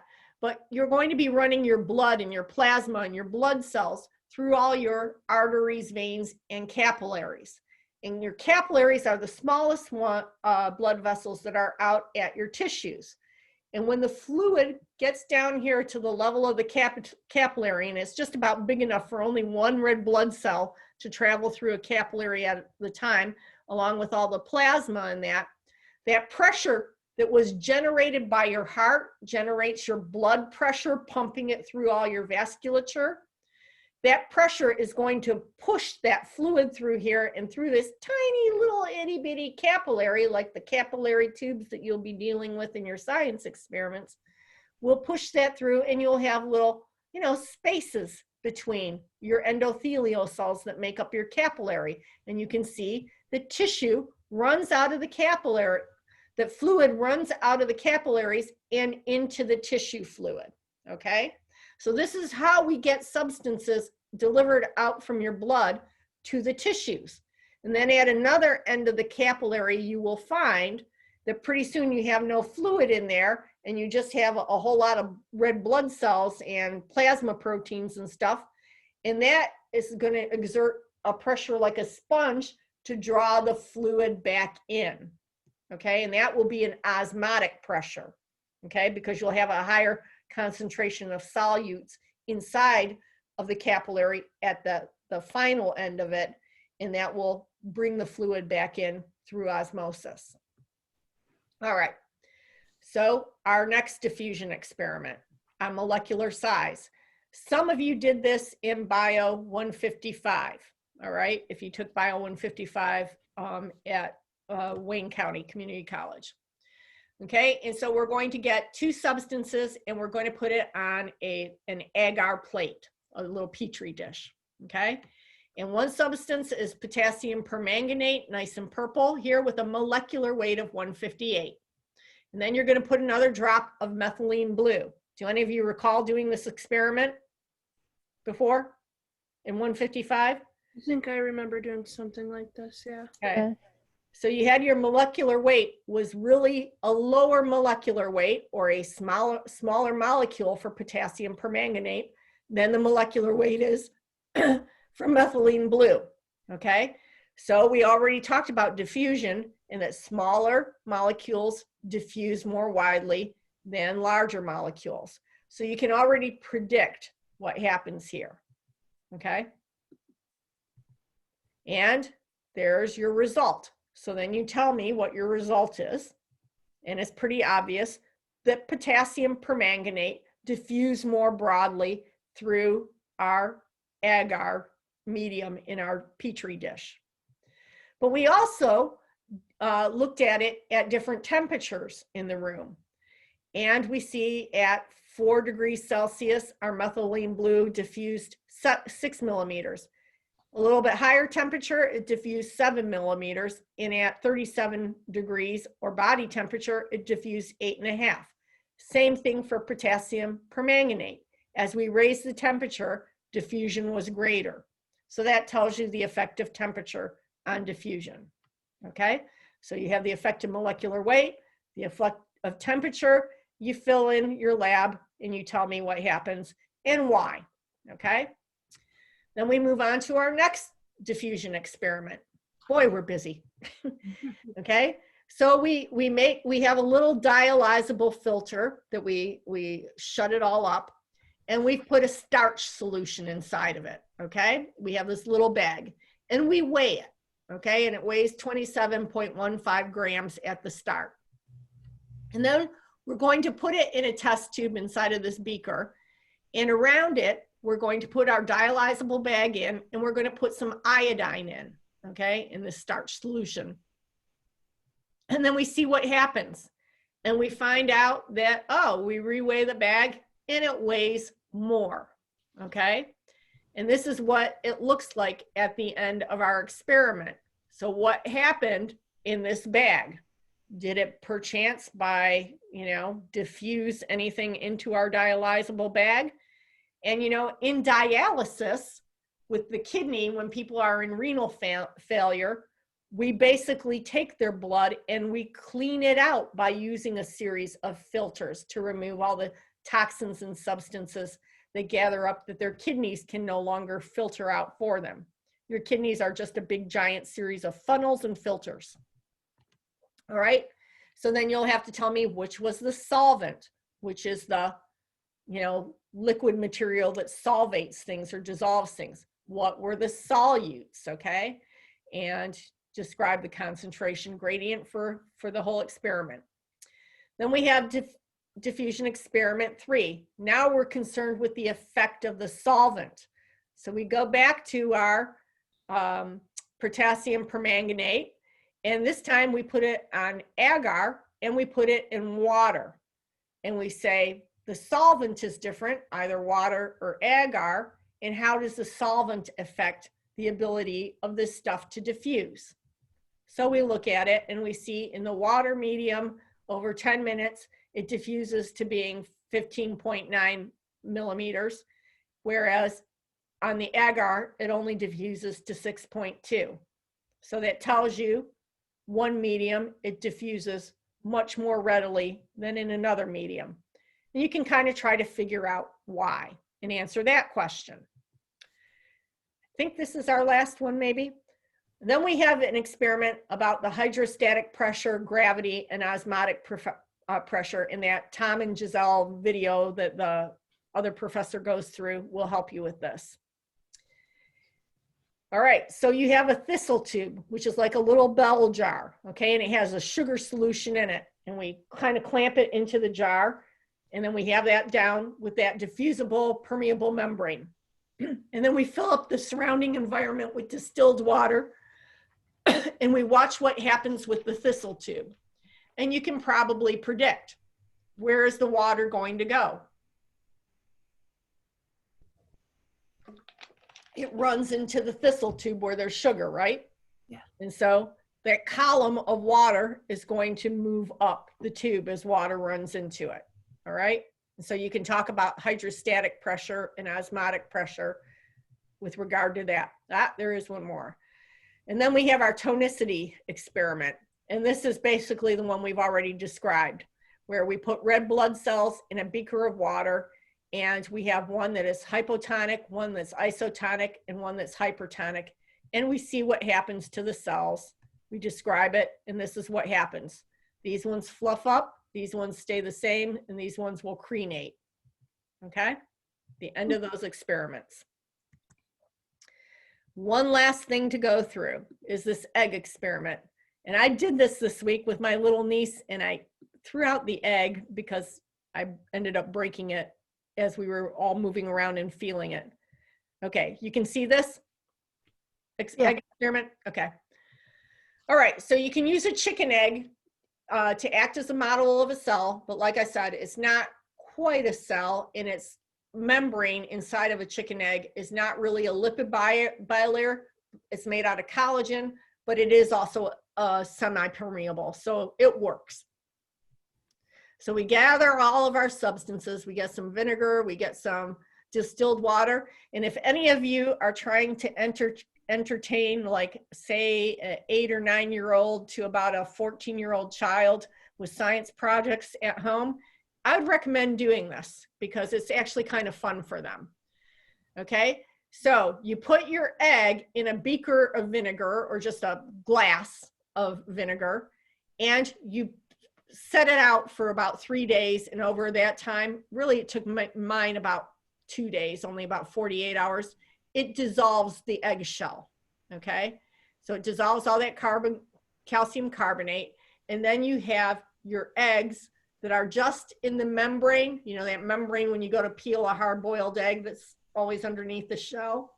Well, this is the way to get to the membrane without your egg being cooked and have the egg sitting in the membrane with no shell around it. All right, so then we're going to put our egg into 2 different, so you can see how it kind of bubbles up and dissolves the shell. So then we're going to put our 2 eggs that we've dissolved in that way. We're going to incubate one in corn syrup, okay? And then we're going to incubate the other one just in water. And I have a video that I downloaded from YouTube that you can watch where somebody did this. And you'll see that what happens is when you incubate it in corn syrup, water runs out of the egg and the egg gets smaller. When you incubate it in water, water runs into the egg and it gets bigger. So this one will weigh less, this one will weigh more than what the egg that you weighed at the beginning started out as, okay? So this just asks you the questions of what happened to the egg, all right? And those are all on your PDF to be able to answer those questions. Okay? Okay. So we're good with that. I also did, we went over chapters, let's see. Let me see. We went over chapters 4 and 5. Shall we go over chapter 6 as well today and get it out of the way instead of just doing it at home? Okay.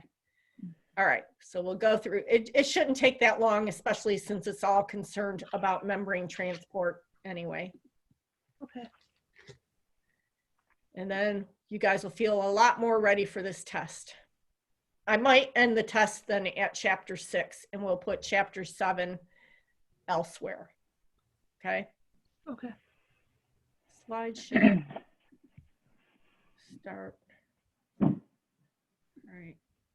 Can you see the slides? No.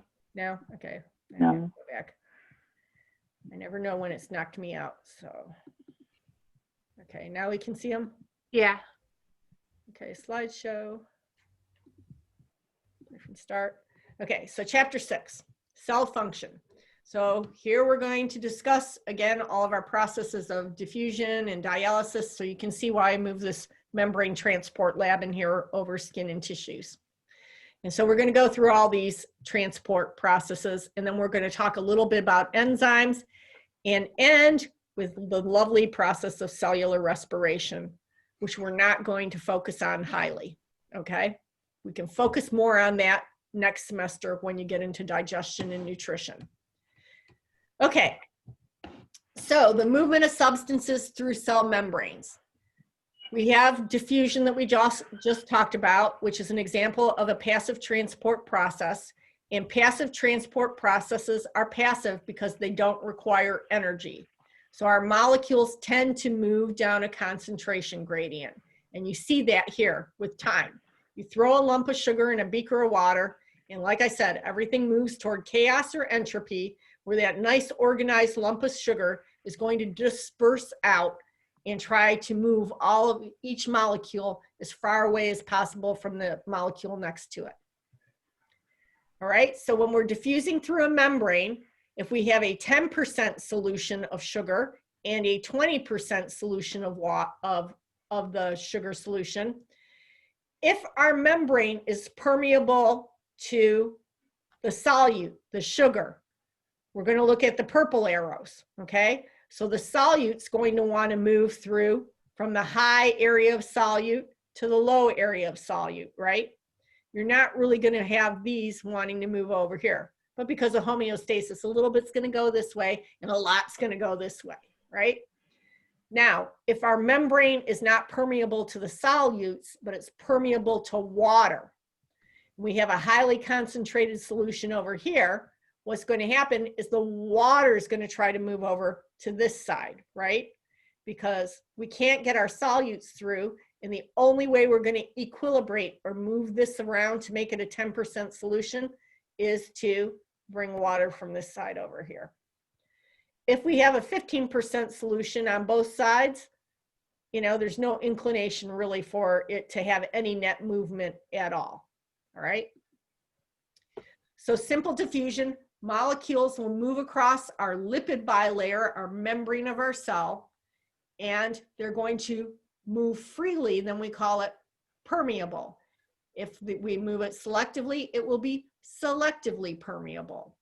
For osmosis, we talk about diffusion of water through our selectively permeable cell membrane. And water is going to move from where there's a lot of water to where there's a little bit of water. So it will move from areas where there is a low concentration of particles to an area where there's the high concentration of particles, because water's trying to make that inside of the cell look like it's lower concentrated. Okay, so when we have simple diffusion in the movement of water, if we have high solutes outside of the cell, say it's 20% sugar solution or whatever, and say it's a low solute concentration inside the cell, like 0.5%, our water is going to tend to run out of the cell. But as far as diffusion as our substances, since it's highly concentrated out here, our substances are going to try to move in the cell, either through the membrane or through the channel proteins that they can get in. So things that are a little bit polar or a little bit charged might try to move in through some channel proteins, whereas things that are maybe lipidy will just move directly through the bilayer. So small uncharged molecules are going to move in, whereas larger uncharged particles are going to have a harder time moving in. The bigger the particle, you know, the more difficulty it's going to have moving in. Highly charged particles are also going to have a harder time moving in, and will probably need a transporter or a channel to get in and out of the cell. Okay, so osmosis talks about the movement of water, not the movement of the solutes. So again, if I have a 5% solution of sugar out here and I have a 10% solution on the other side of the membrane, water is going to move into the more concentrated solution because it's trying to make it look less concentrated. This is a high concentration of water to a lower concentration of water, okay? All right, so this is what happens. It equilibrates, and both of them become 7.5% solutions because the water goes down over on this side and the water moves in and comes up on this side. At the point where they're both 7.5% solution, there's no net movement. And you see that this had to become a little bit more concentrated because water moved out of it, right? And you know this, you know the idea of concentration. You go to make Kool-Aid, okay? But you like your Kool-Aid weak. You don't want it real strong. So you mix in half a packet with water. Whereas your 8-year-old probably wants to throw in like that packet and another, okay? And so it gets thick and almost like Jell-O, all right? So that's a highly concentrated solution. Okay, osmotic pressure. So the maximum pressure that could develop in a solution when it's separated from pure water is the potential for the osmotic pressure. And we talked about this for the lab in terms of isotonic, hypertonic, and hypotonic solutions. And that's where the money is. That's what you care about. All this stuff of talking about learning specifically what the hydrostatic and osmotic pressures really you don't care about. All we care about are the things in relative terms. And these are always relative. We're talking about isotonic in terms of the cell we have in front of us versus the solution that's around it, okay?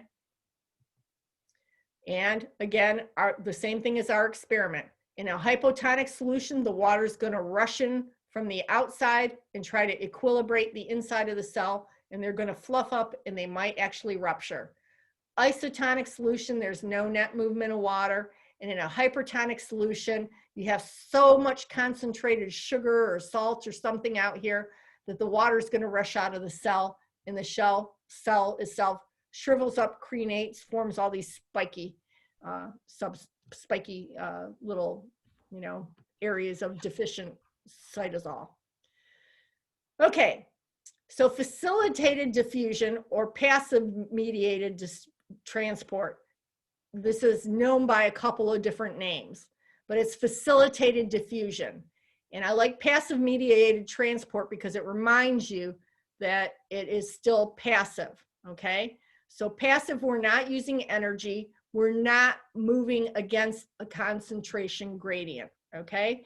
But we might have some transmembrane proteins that help us move our substances across a membrane. So it's just to increase the efficiency by basically giving us a little channel through which we can move some of these substances, okay? But we're not actually using ATP or any energy to get things across. Now, when we do this, our channels are specific. They usually only allow one type of solute to move through.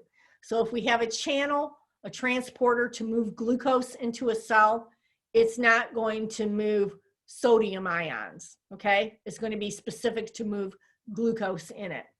These channels can have a little gate on them, and the gate can be opened or closed, and they can be opened or closed by different stimuli. And you'll see what that means a little bit more when we get into nerve and muscle cells. We also have aquaporin channels, aquaporin channels, I've been talking too much, that permit water to move in rapidly into the cell, okay? So this assists osmosis. So water will move from an area where water is in high concentration to the cell, into the cell where it's in a lower concentration of water, and those channels efficiently allow water to move in. And here we see it, okay? So you have all kinds of substances moving outside, and you can see this little green molecule. We have a channel that's specific for the green molecule, and it's letting the green molecule get through to the other side or the inside of the cell, but it's not letting the red molecule go through. And then maybe, some stimulus that was trying to get all this in closes it off. So the gate closes so the molecule can no longer get in, all right? Maybe it was insulin or something. Maybe this is a glucose transporter, and insulin stimulated it to take the glucose into the cell, and maybe we no longer have insulin around and the gate closes, something like that, okay? All right, so we also have carrier-mediated passive transport, and in this situation, we have carriers that can bind to solutes, and what they do is they kind of like twist and change their shape to flip a molecule through from one side to the other. So here you see you get your molecule kind of on one side in a shape, and then it kind of flips and just kind of moves it over to the other side, okay? It's a carrier protein, okay? These are all passive transport substances, passive transport processes. So in passive transport, remember, substances move down their concentration gradient. They're going to move from where they're high, like high sodium on the outside of the cell, to low sodium on the inside of the cell. And this is a passive movement, okay? Whether it uses a channel or a carrier. No energy, no ATP is expended. Same thing with water moving through the aquaporin channels for osmosis. The diffusion process for osmosis is passive. It just uses an aquaporin channel to get the water in. Active transport processes, we use energy, and we need to use energy because we're pumping something against its concentration gradient. We already have a lot of potassium inside of our cell, but we want to get more potassium in for a reason.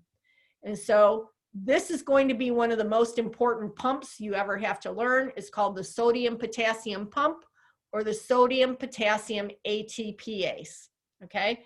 And it will exchange 3 sodiums for 2 potassiums. And so it will pump potassium into the cell and pump sodium out. So it's pumping them both against their concentration gradients. We're high sodium outside the cell, we're high potassium inside, okay? And so we're pumping it against the way we want it to move. Here we have an example of a calcium pump. So we have calcium coming over on this channel protein, and this channel protein only changes shape and brings the calcium in if it uses up an ATP. And here you see it splitting off the ATP into ADP and inorganic phosphate, and it pumps those calciums against the concentration gradient, getting it out of the other side of the membrane. This would be like what happens in a muscle cell when we're pumping calcium out of the endoplasmic reticulum, which in a muscle cell is called the sarcoplasmic reticulum, and we're pumping calcium to get it into the cytosol, okay? The sodium potassium pump is what you really want to learn, because we use this all over the body, okay? And you're going to use it for action potentials when we get into nerve cells, muscle twitching, everything, okay? So your sodium potassium ATPase, sodium is high on the extracellular side and potassium is low, okay? On the inside of the cell, sodium is already low and potassium is high. So typically, sodium wants to leak into the cell. That's where it's passively moving down its concentration gradient. And potassium would want to leak out of the cell because it's high inside of the cell and is low outside of the cell. But to maintain the gradient in our cell, we're constantly pumping potassium back in and sodium out so that we keep that nice difference always at our cell, to keep our potassium high in our cell and our sodium low, and to keep our sodium high outside of our cell and our potassium low outside of the cell. Okay, so we use an ATP. Okay, we use an ATP and it binds to our carrier to pump that potassium in, and it splits off the inorganic phosphate in the ADP, and it's exchanging that sodium for the 2 potassiums to get pumped in. All right. All right. So that's what happens there. Active transport, basically, we can use transport vesicles that can allow our substances to either leave the interior of a cell without actually moving it through the plasma membrane. And one way we do this is through endocytosis. And in this sense, we can have our plasma membrane kind of loop around and trap some extracellular material and bring it in through a vesicle, okay?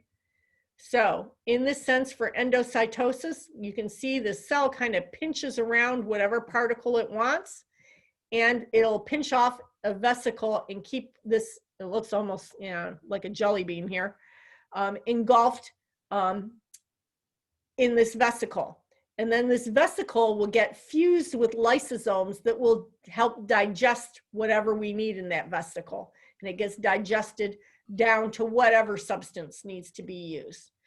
Now we can also have exocytosis vesicles that, like when our Golgi apparatus makes things and we package it in little vesicles, and then we send it off over to the cell membrane because we want to secrete it from our cell. We can have that fuse with the cell membrane and the particles that are inside that have been packaged by the Golgi then are released outside of the cell. And there's a lot of formal stuff that we'll talk about, Clathrin-coated pits and all these signals. You just need to know it at the base level. You can think of endocytosis, you know, is a form of like phagocytosis of cell eating, right? And exocytosis is kind of like a little bit of a cell vomiting, right? The cell is expunging its material, okay? All right, we can have a special form of receptor-mediated endocytosis where when we go back on these, there will be little receptors that actually attach to the particles that we're taking in, so that we really take in a very specific particle, okay? And you see that all the way through here. You have a whole set of receptors, and it's grabbing onto a particular molecule that the cell really wants. And then the membrane where all those receptors are will invaginate after it's pulled on, bound to all the molecules that it wants. The cytoskeleton will pull it in, invaginate, and pinch off a little endocytotic vesicle. And then you have that substance that will be taken inward into the cell. And of course, it might fuse again with a lysosome or something to release that substance from the vesicle into the interior of the cell. So our main two types of endocytosis are phagocytosis or phagocytosis, whichever way you want to pronounce it. And this is when you take in large particles or molecules, and it's basically cell eating, okay? Pinocytosis is when the cell does this to take in something that's liquid, and we call that cell drinking.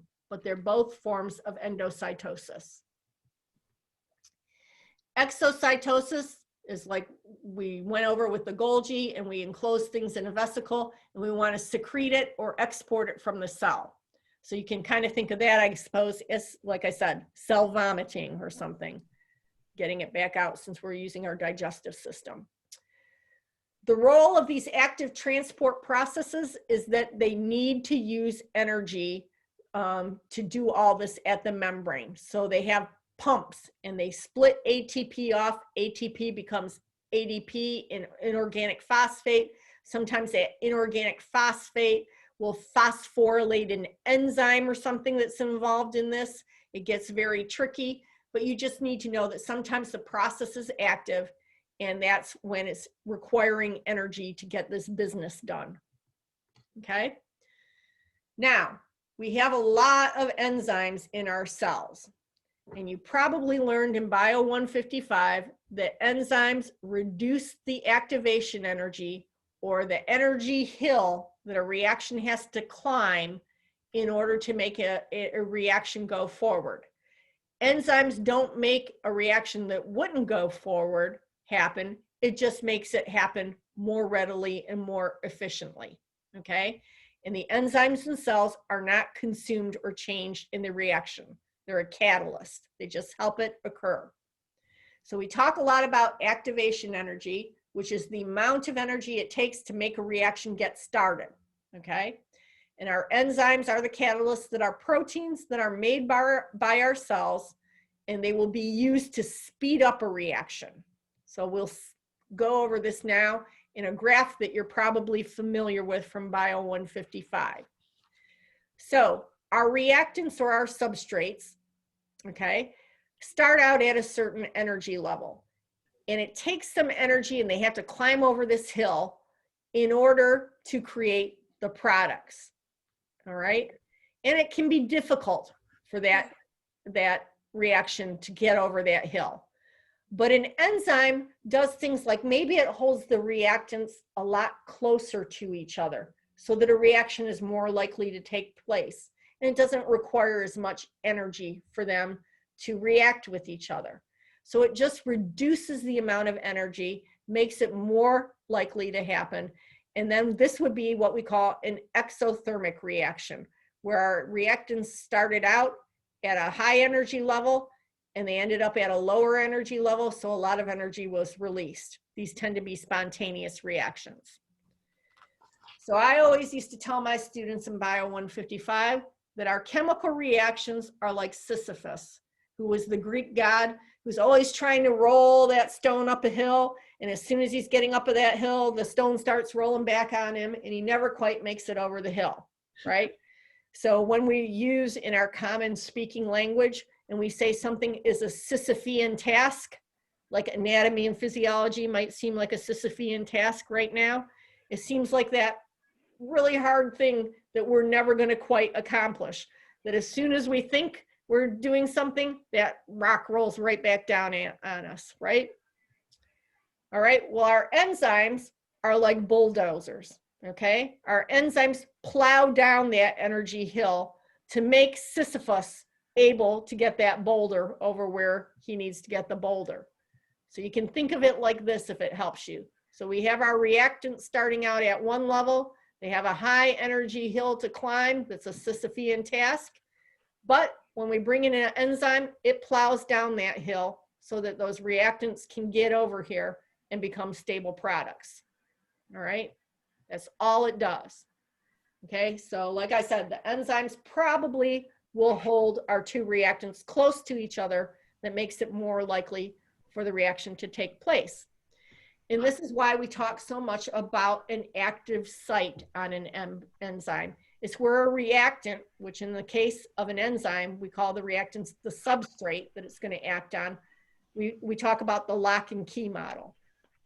And so we have an enzyme where our substrates fit right into this active site that makes it likely for them to react and change, okay? And so the active site squeezes them together and influences that reaction is going to take place. And then our enzyme helps spit out our new products right here, okay? So I like this slide for that. So that's our active site, the site on the enzyme where our substrates fit. They have another picture. This is the picture that's from your textbook, and it's a little bit busier, but it's the same thing. You have your substrate fitting into the active site on the enzyme, holds it together, makes the reaction likely to take place, and spits out the new products. All right. Our enzymes usually end in the word ACE, okay? So that just means something's been catalyzed. So if we have a dehydrogenase, we're going to remove hydrogen, okay? If we have a hydrolase, we're using water to split something apart, like those bigger macromolecules would be hydrolyzed back into their smaller macromolecules. So each part of the word can usually tell you what's going on. An oxidase is going to oxidize whatever substance we're dealing with. You know, you can put hydrogens on by doing hydrogenation, using hydrogenases, or you can remove hydrogens by using dehydrogenases, okay? All right, so our enzymes will regulate all these metabolic pathways in our cells, and they're very specific for that particular reaction. So we'll take a reactant, and it will be acted on by enzyme 1. And it's going to form some other substance that might then get acted on by enzyme number 2 that forms another substance. And then it gets acted on by enzyme number 3, which gives us our product. And it can be circular, where it's going back around. The enzyme 3 changes our most recent intermediate product back to our reactant. And it keeps looping around and looping around and looping around, okay? All right, and you see this here is from your book where you have the same thing. An initial substrate forms the next thing in the chain acted on by enzyme 2, forms the intermediate B acted on by enzyme 3, and then we get an end product when it's acted on by the 4th enzyme. So we have various things that can affect the functions of enzymes, making them more effective or less effective. And we call these allosteric effectors. Whenever you hear the word allosteric, it means at another site. So something that acts at a place that's not the active site, okay? So temperature, pH, radiation, other cofactors, they act on the enzyme, but not right at the active site, okay?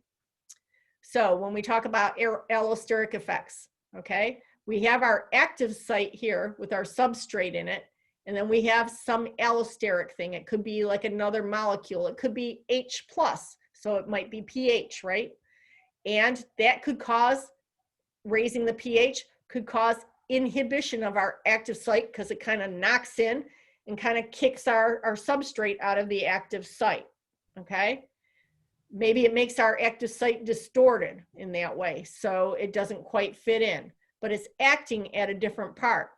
We could also have it where it was activating the active site. The active site wasn't so active, you know, but now it's in its much more active form now that this little allosteric activator came in and made that enzyme a little bit more functional. And we can see the effects of different things, like the effects of pH or the effects of temperature. And we find that for each enzyme, they have an optimal pH at which they act, and they have an optimal temperature at which they act. And you'll find most of our enzymes, of course, in our body operate at optimal temperatures of 37 degrees Celsius or 98.6 Fahrenheit, right? Most of our optimal pH is going to vary. Pepsin, which acts in your stomach where the acid level is high, has a pH that functions at a low pH, like the acidity of your stomach, right? Yeah. Which would not be active in your blood because your blood lives at 7.35 to 7.45, okay? Trypsin, however, is much more active at a little bit less acidic range, sort of in the 6.5 range, okay? Our enzymes also have our friend feedback inhibition. And this is kind of a busy slide, so I'm going to have my slide I drew out that I like better for the feedback loop, but you can use this one if you like this one better. So I like using the slide we're already familiar with of our reactants, our intermediates, and then we've cranked through this whole reaction chain a whole lot that we've built up a lot of product. And we really don't need any more product. So we want to turn off this reaction chain.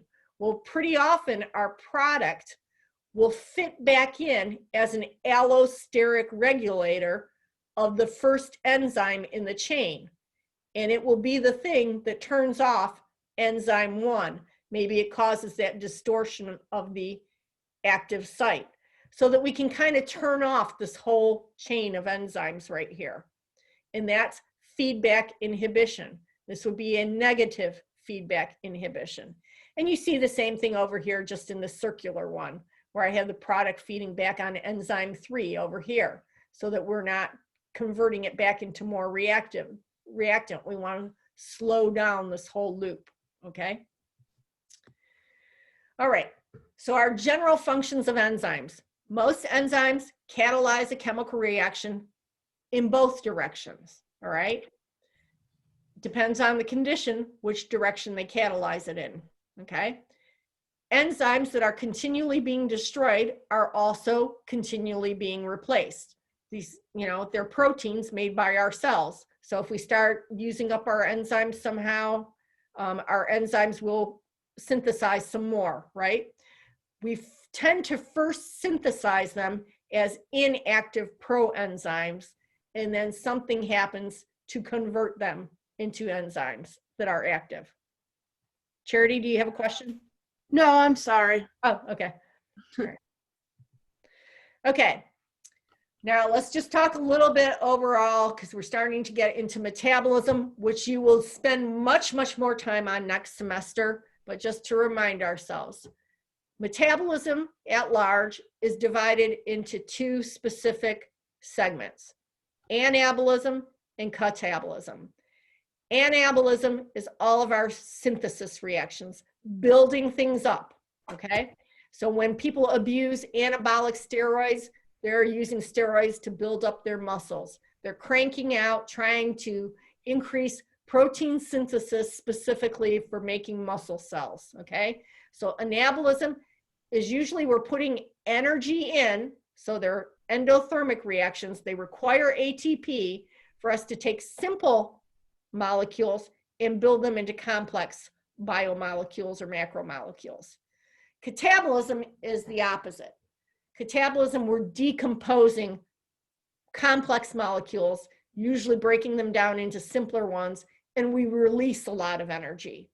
So like when we're eating food, okay, and it tends to be a cycle, all the reactions in our gut tend to be catabolic, breaking down our foodstuffs into simpler things that then we can absorb and then go undergo anabolism and rebuild those molecules into our own body structures, like new muscle cells or new bone cells. Okay, so the important thing in the catabolism that we get into is always cellular respiration. This is the stuff that you hate, and we're not going to go super in depth here, but we're just going to go over it. So calm yourselves down before this gets too scary. We're not going to get really in depth in the Krebs cycle, and we're going to go to it. And as we talk about it, and you know you're not going to get deeply tested on all this, you might actually understand it better than when you get bogged down into the details, okay? So in catabolism, we eat our glucose, okay? We have glucose, we take it into our body. And normally, you know, when we want to burn or decompose things down into simpler components, you could burn things out in a fire, right? And that's combustion. What we're doing really in catabolism is we're doing stepwise combustion in our bodies. We don't want to actually burn things up and have our you know, our whole body system like on fire.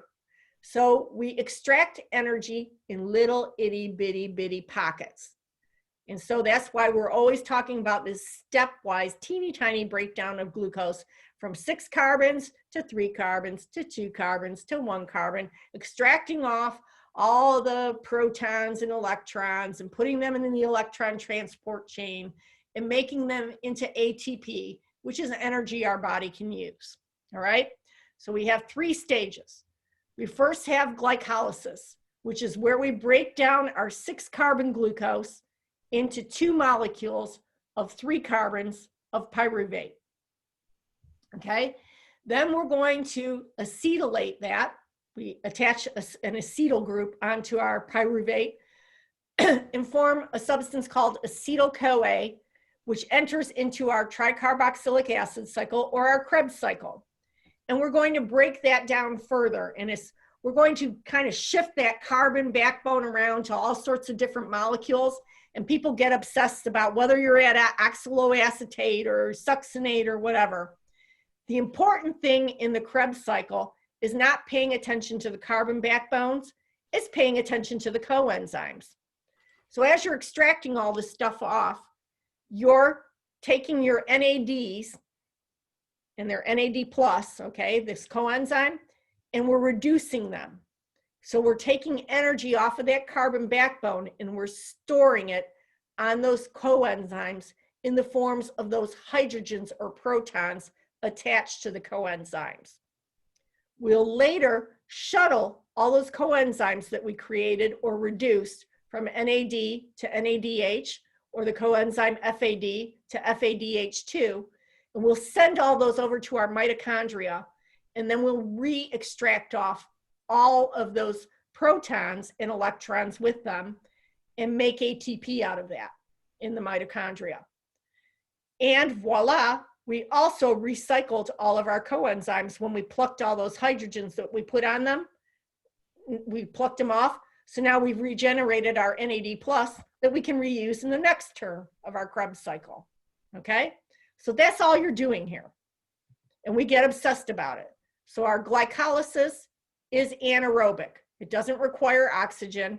And this occurs out in the cytosol. And this is where we break glucose, 6 carbons, down into 3 carbon pyruvates. Okay? So this is what you yield out of it. You yield 2 molecules of 3 carbon pyruvate. We made 4 ATPs during glycolysis. And we also made some NADH that can go on to our electron transport chain. We had to use 2 ATPs to generate the ATPs and the NADHs that we did. So our net gain of ATP is really only 2 ATP. And here's all those reactions of glycolysis that you obsessed over. But what you care about is where you made ATPs and where you reduced your coenzyme right here, okay? All right, then we get into our citric acid cycle. When we call it citric acid cycle, it's citric acid cycle. When we call it the carboxylic acid cycle, then it's the TCA.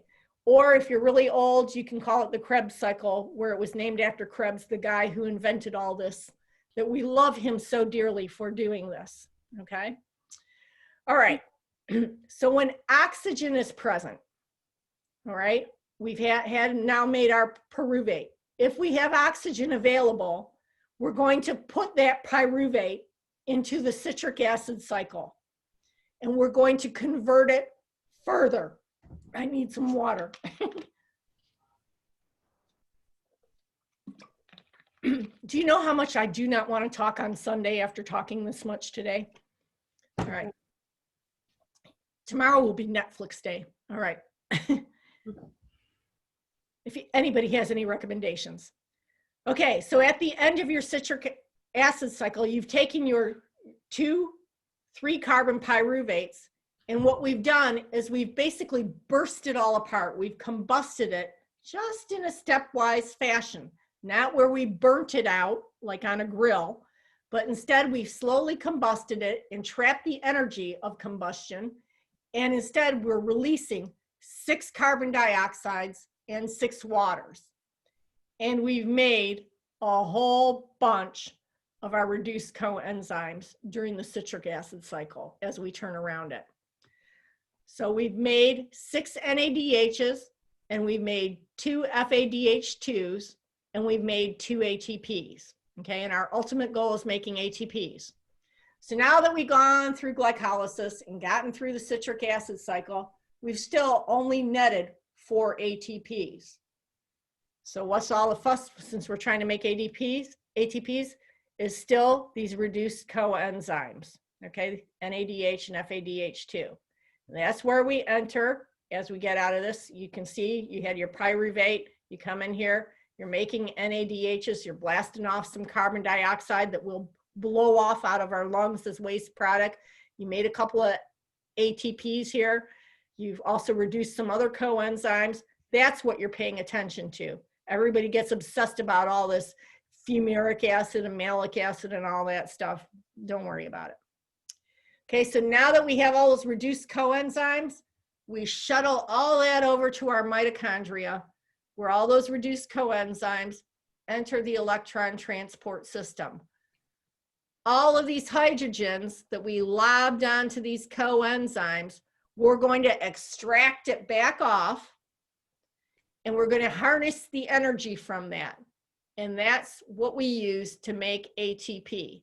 So all the ADP that we've used up ATP for reactions in our body throughout, and we've got a growing bank of ADP.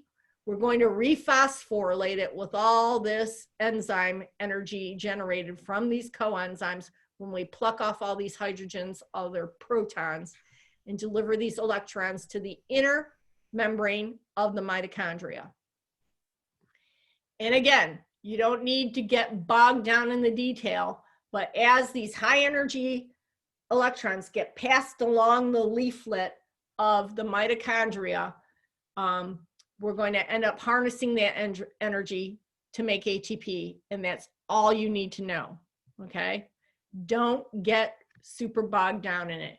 Here's a little bit more detail if you want to know that the enzyme is going to be called ATP synthase, and that ATP synthase is going to move this stuff like on the inner wheel of this, like kind of rotation of this enzyme stuff down the leaflet. And as it rotates, it's going to add electrons over to ADP to help it become ATP. All right. So our summary of aerobic respiration is we started out with 1 molecule of glucose. And in glycolysis, we made 2 ATP, but we generated some coenzyme. Then in our cyclic acid cycle, we've made another couple of ATP, but we generated 8 more coenzymes. And our 10 coenzymes that we generated in glycolysis and Krebs cycle will enter the electron phosphorylation, electron transport chain, and those will be generating 32 more ATP, okay? So those are our steps. That's really what you need to know. Isn't that a little bit more simple than what you kind of had to memorize before? People get really bogged down in it. And here's kind of a summary. Okay, so you start out with glucose, we make some coenzymes. We end up with some pyruvate. Our pyruvate goes inside here and goes through our citric acid cycle in the matrix of the mitochondria, right? We're out here in the cytosol for glycolysis. When we move into the Krebs cycle or the citric acid cycle, into the matrix of the mitochondria. And then here we have our coenzymes on our electric transport chain, which are kind of attached to the inner membrane or cristae of our mitochondria. All right. And then we're going to have our byproducts be water and oxygen. All right. And we rephosphorylate our ADP to form ATP. Ta-da! We got through it pretty quickly. Okay, so let's try some questions. So diffusion of particles through a membrane by means of a carrier molecule. Okay, so if you're using a carrier molecule, which one is it called specifically? Facilitated diffusion. Exactly. Great. Okay. When a saline solution contains a higher concentration of salt relative to a red blood cell, that solution would be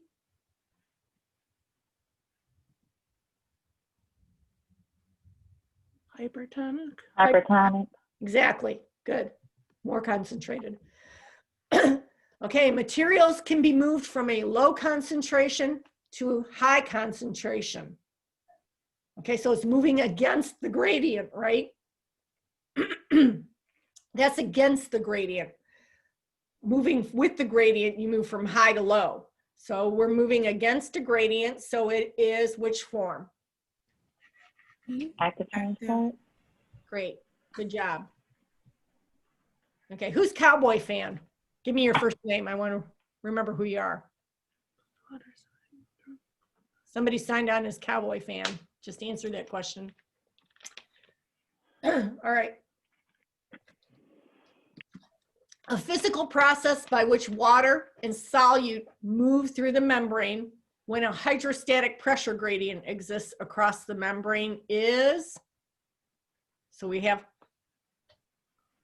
a hydrostatic pressure pushing something through a membrane. Filtration. Good job. Okay, phagocytosis is a specific type of Endocytosis. right. It's cell eating. Pinocytosis is cell drinking. A hypertonic solution contains greater or lesser or the same concentration of solute relative to a cell. Greater. Greater than, yeah, hypertonic. Hypotonic would be lesser. Hypotonic is less than, and isotonic is the same as. Okay, the location at which the enzyme molecule binds to the substance that it acts on is the Active site. active site. Great. Oh. Okay, and which factor can have an effect on the functioning of an enzyme? Can temperature? Yes. Can pH? Yes. Can an Yes. increase in the amount of the end product? Yes. Yes. Yes. What is it called when the increase in the amount of the end product stops the enzyme above it?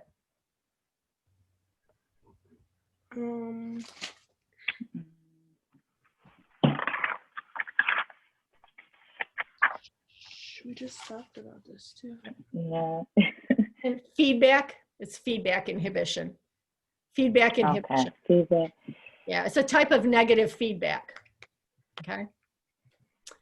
All right. In aerobic respiration, the function of oxygen is to combine with which of the above? Does oxygen combine with pyruvate in glycolysis? Does it combine with NADH in the citric acid cycle? It's an Or is does it combine with the electrons and hydrogen at the end of the electron transport chain? B. It's C. Okay, oxygen is the final acceptor of electrons. So our Mhm. glycolysis is anaerobic, it's taking place without oxygen in the cytosol, all right? Okay. For osmosis to occur, a selectively permeable membrane must be present, Yes. Think and it so. must be What? selective for water, right? Oh, Let the water through. Okay. Protein synthesis is an anabolic pathway for cells. Is it anabolic or catabolic, basically, is what it's asking. When you're synthesizing proteins. That's catabolic. anabolic? Anabolic. Oh, Catabolic it's would be, anabolic. yeah. Catabolic would be when we're eating the steak. Oh. All right. Endocytosis and pinocytosis are both active transport processes because they require a carrier system such as a pump. False. Why do you think that's false? They don't Right, Um, obviously. Just requiring a carrier doesn't make it active transport, right? Requiring energy makes it active transport, okay? Requiring energy. Okay. One of the advantages of active transport is that it can move materials up or against its concentration gradient. True, I see Charity shaking her head yes. So yeah, that is true. That's basically the definition of active transport. Okay, enzymes do which of these? Do they undergo permanent changes in a reaction? No, they're not changed by the reaction. Do they form permanent chemical bonds with their substrates? Yes. No, no, Yes. No. no. They don't. Oh. They don't bond themselves to the substrate. The substrates might bond to another substrate in there, Another substance. Oh. but they're not, the enzymes themselves don't bond to them permanently. Are enzymes not substrate specific? A single enzyme will act on several different substrates? No, it's very specific for that substrate. Always work on their own. I don't even know what that means. Okay, do they lower activation energy? Yes. Yes, Yeah. that's what they do. That's how they become a catalyst. They lower that energy barrier. Okay, that's kind of the definition. All right, so active transport processes that use protein carrier molecules or pumps do not use cellular energy, but rely instead on concentration gradients. True. Well, what does active transport do? Means it requires energy. It requires energy, and it requires energy because you're moving it against its concentration gradient. So false, okay? Okay. Diffusion is dependent on the concentration gradient. The sodium-potassium pump is an example of a passive transport process. So does the sodium-potassium pump use energy? Yes. So it's Yes. active, okay? So it's active. So it's false, okay? All right. The breakdown of what will give us acetyl-CoA and carbon dioxide? Pyruvate.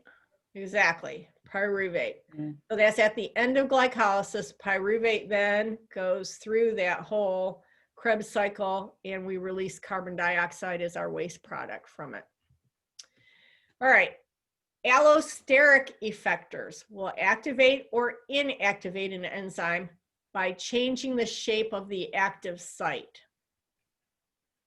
Well, they can change the shape of the active site, but they don't have to change the shape of the active site. So it's false, okay? They can act on it in many ways. So this is, I wouldn't put this on a test because this would be a little confusing and I could see why you would pick true. Okay, Which of the following membrane crossing mechanisms requires energy? Okay, so requires energy means, by definition, Active. You need an active transport. exactly, active transport, okay?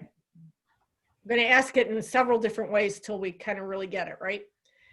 Okay, glycolysis, that initial stage of respiration, produces very little ATP, but it produces several molecules of NADH and FADH2.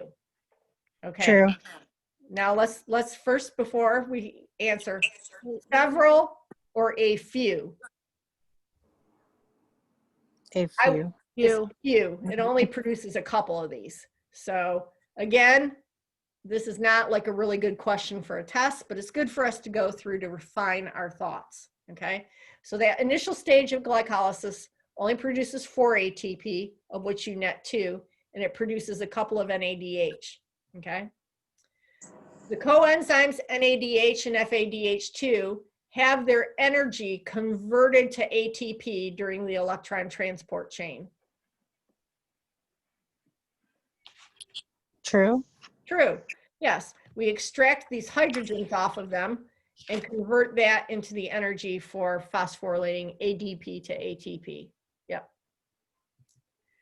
Okay, the process of glycolysis does not occur in a specific organelle, but occurs out in the cytoplasm.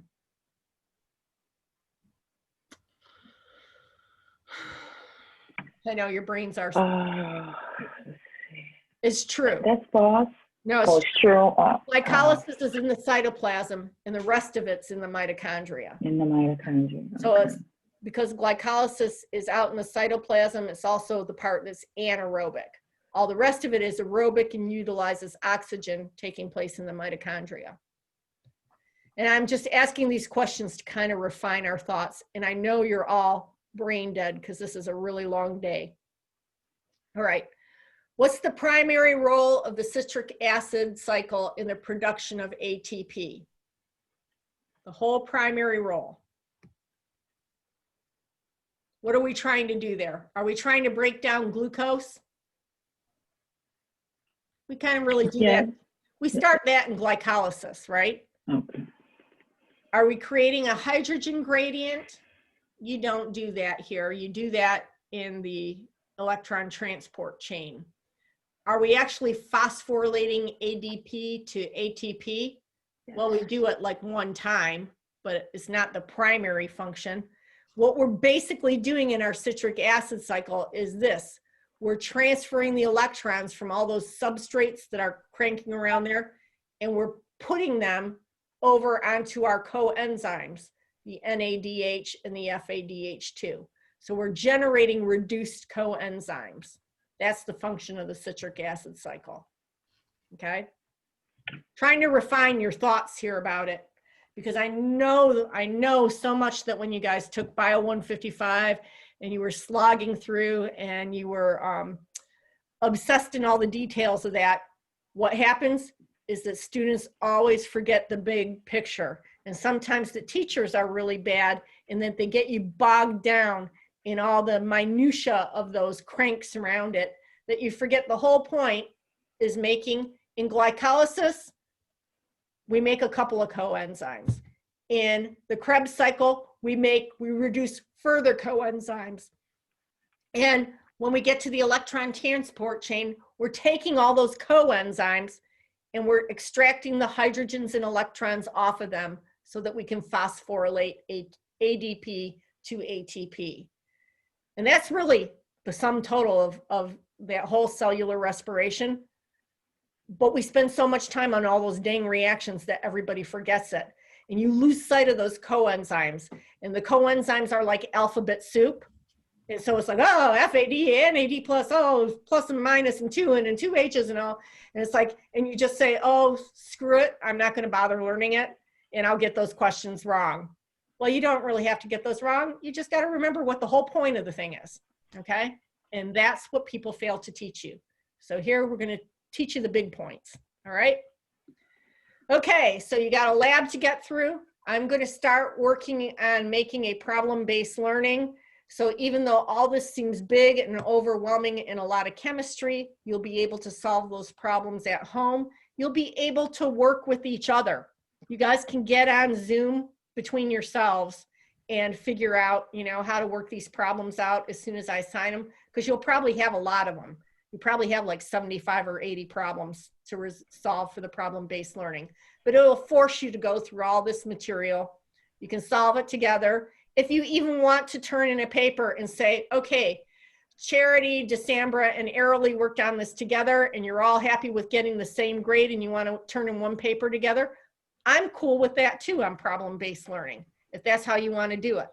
Okay. So however you guys want to Okay. work it, it's fine with me. Do it so that you feel like you're working together. Don't let one person be the slacker in your group or kick them out, all right? If they aren't working and they're not up to snuff, you can say the word no. That's one thing you'll walk away with from me, is learning the word no. You can say it to other people because, you care about you and your grade and what you're learning here, right? Okay, so don't do all the work for Okay. somebody else. But when somebody else doesn't understand and you teach them, when you teach someone else, you learn better and you know it better than you ever did, because you discover how much you know and how well you can explain it, okay? And you kind of approach it. So teaching's the best way to learn. I never knew electron transport until I really taught it. I did like you guys all did. I'd say, screw FADH2. I don't need to memorize that. Right? Okay. I have a quick question. Okay. I have a quick question. I was just looking at your lecture and lab schedule. I just want to be clear. It says the lab assignment, lab 3, is due Saturday, September the 17th. Yep. So next And Saturday. Or wait. okay, the 17th is Thursday. It's Thursday. Well, I messed do- up. Okay. Turn it. Yeah, you can turn in your lab. I think I'm always trying to get you to turn in your lab by the following Saturday. So if you had questions, you could always ask me about the questions, like, hey, this is something I didn't understand.